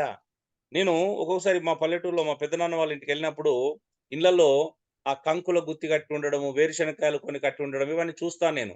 అంటే మన మొక్కజొన్న కంకులు చూసినప్పుడు ఎప్పుడన్నారే అవి పెద్దమ్మ అక్కడ ఉన్నాయి కదా, అవి తెంపి అక్కడిక్కడ వెతుకుతున్నావు, అవి తెంపి వేలాలు చేయొచ్చు కదా అనేది నవ్వుకునే వాళ్ళు. అరే అవి విత్తనాలకు పెట్టినరా, అవి మళ్ళీ పంట కోసం పెట్టుకునేటి అనేవాళ్ళు. నిజమే గదా! ఒకవేళ అవే వాడేసుకుంటే అసలు విత్తనాలకేమైనా ఉంటాయా అండి? ఉండవన్న. ఈరోజు బీదలకిచ్చే విత్తనాన్ని తింటున్నారు, జాగ్రత్త అండి. దేవుడు అందుకే మలాకిలో అంత సీరియస్ అయ్యాడు. ఆ! ఇంకా 11 ఇట్టి ఔదార్యం వలన మా ద్వారా దేవునికి కృతజ్ఞతాస్తుతులు చెల్లింపబడును. ఓకే. ఏంటిదంట? ఇది నిజమైన కృతజ్ఞతాస్తుతులు చెల్లించుటకు కారణమయ్యే ఒక అద్భుతమైన విషయం. ఎందుకో తెలుసా అండి? బీదవానికి సహాయం చేస్తే ఏం చేస్తాడు తెలుసా? దేవా నన్ను జ్ఞాపకం చేసుకున్నందుకు నీకు కృతజ్ఞతలు అంటాడు. అంటే వాడు మనస్ఫూర్తిగా కృతజ్ఞతలు చెల్లించేది అక్కడే. అంతేగాని సంఘంలో వాడు బీదవాడు ఆకలితో ఉన్నాడు గాని దేవునికి స్తోత్రం చెప్పండి. సంతోషంగా ఉన్నాడు హల్లెలూయా చెప్పండి. ఇట్లా ఈ పిచ్చి ఎంకరేజ్‌మెంట్ చేయకండి దయచేసి. ఆకలేసినోనికి అన్నం పెడితే వాడు మనస్ఫూర్తిగా దేవునికి కృతజ్ఞతాస్తుతులు చెల్లిస్తాడు. అవునా? సంఘాలలో బలవంతంగా హల్లెలూయా చెప్పించాల్సిన అవసరం లేదు. అవునా? అవునండి, అవును. అవునన్న. మనకు ఫ్యాషన్ అయిపోయింది. ఈ వర్షిప్ లీడర్ వస్తాడు. కాళ్ళున్నోడు కాలు ఊపమంటాడు. చేతులున్నోడు చేతులు ఎత్తండి అంటాడు. మీరు నిజంగా ఆ! హ్యాపీగా మీరు ముఖాలన్నీ ఇలా పెట్టుకున్నారంటే, అరే సంఘంలో ఒకడు బాధలో వస్తాడు. ఒకడు సంతోషంగా వస్తాడు. అందరూ ఒకే రకంగా ఉండరు గదండీ సంఘానికి వచ్చేటోళ్ళు. అవునయ్యా. ఎందుకంటే మూడెట్లున్నా గూడా నీ నీ నీ కోసం స్తోత్రం జెప్పాలా. యేసయ్యా, యేసయ్యా. ఈ వర్షిప్ లీడర్‌ని ప్రోత్సహించడానికి ఈళ్ళు హల్లెలూయా స్తోత్రాలు జెప్పాలా. ఈయన గంట సేపు నిలబడితే, అరగంట సేపు నిలబడితే నిలబడాలన్న ముసలోళ్ళు ఉంటారు. షుగర్ పేషెంట్ ఉంటారు. ఈయన మంచిగానే ఊపుతాడు చెయ్యి.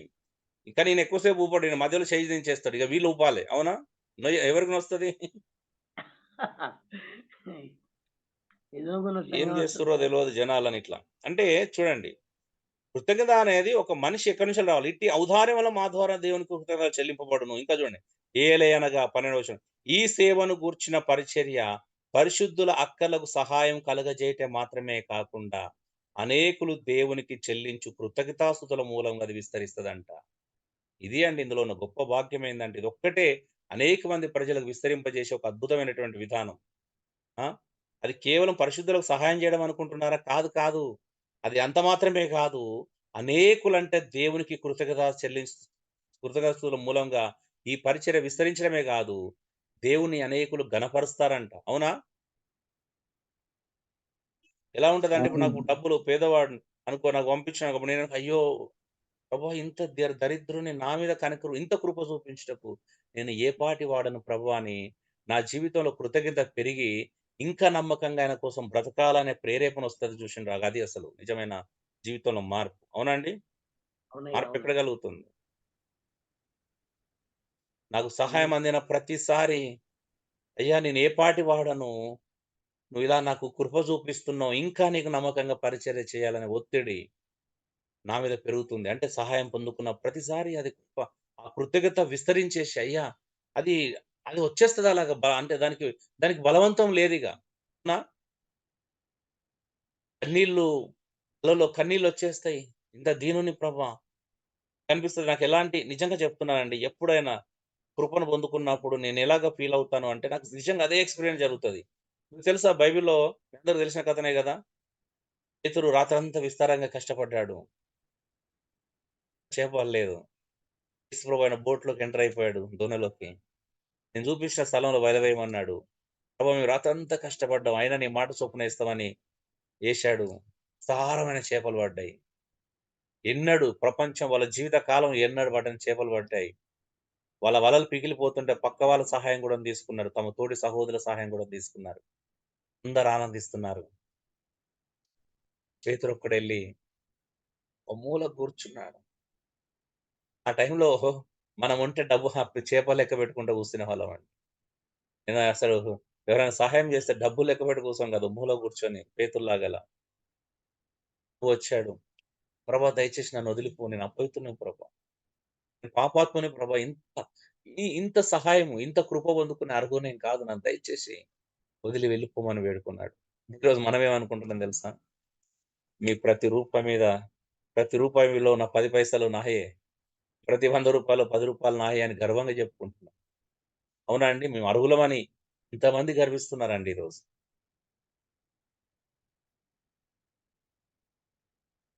ఏం అర్హత ఉంది చెప్పగలుగుతారండి? ఒక్కరన్నా అర్హత ఉందని చెప్పగలుగుతారా? దేవుని స స సంఘం చేత పోషించబడే అర్హత నాకు 100% ఉంది అని ఎవరైనా ధైర్యంగా చెప్పగలుగుతారా అండి?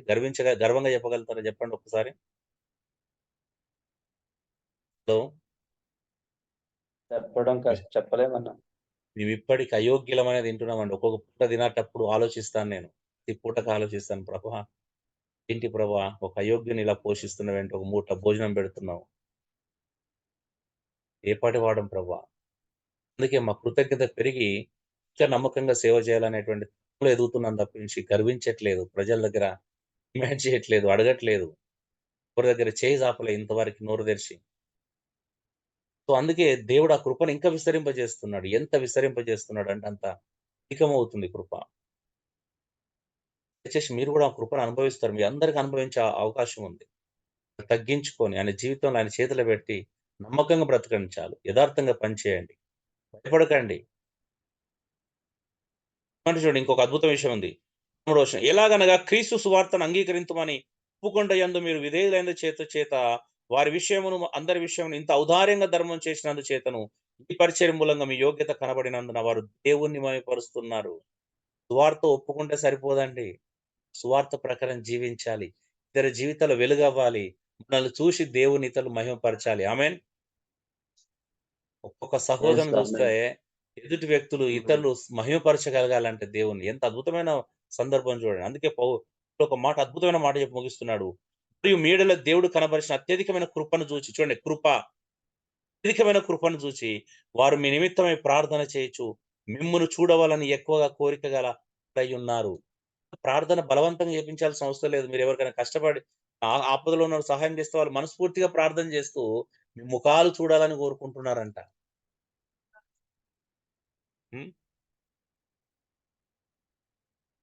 అబ్బికి ఎవరో తెలియదండి నాకు. అబ్బి విషయంలో ఎవ్వరో తెలియదు. ఎవరు పడతారు సహాయం చేశారు. 250 మంది నా లిస్ట్‌లో ఉన్నారు. నేను మాక్సిమం పరిచర్య విస్తారం అంటే మిషనరీస్ జర్నీ చేసినప్పుడు ఒక్కొక్కరి మాక్సిమం ముఖం చూడాలన్న ఫీలింగ్ కలిగి అందరిని కలవడానికి వెళ్ళానండి. వైజాగ్, విజయనగరం వరకు. ఎంతమంది ఉన్నారు ఒక్కసారి అన్నాళ్ళ ముఖాలు చూడాలి అని చెప్పేసి. మాక్సిమం ట్రై చేసిన. మందిని కలవడం కుదరలేదు. ఎందుకంటే డిఫరెంట్ రూట్‌లలో ఉన్నారు వాళ్ళందరూ. కృతజ్ఞత వాళ్ళ ముఖాన్ని చూడాలి. సహాయం చేసిన వాళ్ళ ముఖం ఎట్లుంటదో చూడాలి. ఏం అద్భుతమైన ప్రేమ అండి. దేవుడు పెట్టిన లింక్ ఇంత అద్భుతంగా ఉంది. 15వ వచనం చూడండి. చెప్పసఖ్యం కానైన వరమును గూర్చి దేవునికి స్తోత్రము. ఇది చెప్పసఖ్యము గాని వరం అంటే ఇదే అండి. వరమును గురించి దేవునికి స్తోత్రం. ఎంత అద్భుతమైన వరం అండి. ఇది వరం అంటే. ఆ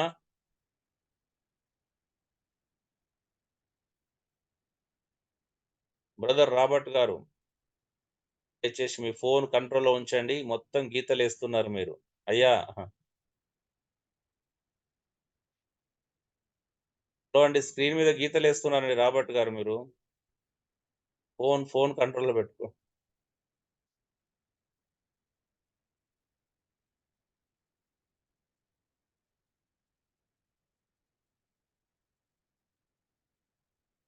చూడండి ముగించేస్తున్నాను. 2 అధ్యాయాల కోసం ఆగాల్సొచ్చింది. క్షమించాలి. చూడండి ఏమన్నాడు అక్కడ? ఇది ఎవరికి చెప్తున్నాడు? పైన లిఖించబడిన లేఖనం ఏ సందర్భంలో చెప్పబడింది?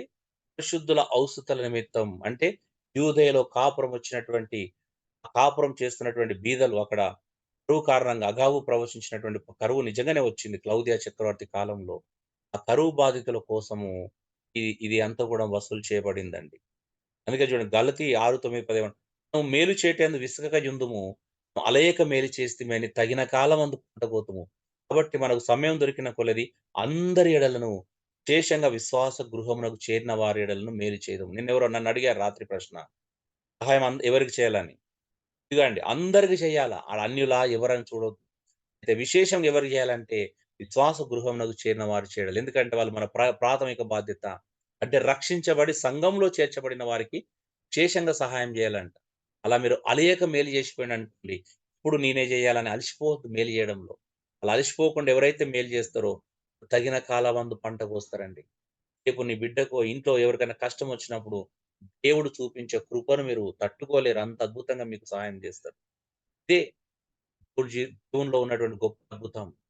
ఎక్కడ ఇస్తే దేవుడు ఇస్తాడో క్లియర్‌గా చెప్పాడు. ఇంకా చూడండి తీతు 3:8 మాట నమ్మదగినది గనుక దేవుని యందు విశ్వాసం ఉంచిన ప్రతివారు సత్క్రియలు శ్రద్ధగా చేయటి యందు మనసుంచునట్లు ఏంటిదంట? సత్క్రియలు శ్రద్ధగా చేయటి యందు మనసుంచునట్లు నీవి సంగతులను గూర్చి దృఢముగా చెప్పుచుండవలని కోరుచున్నాను. గట్టిగా నొక్కి చెప్పాలా, బలంగా చెప్పాల్సిన విషయాలు, ఖచ్చితంగా చెప్పి తీరాల్సిన విషయాలు అంటే ఇవి.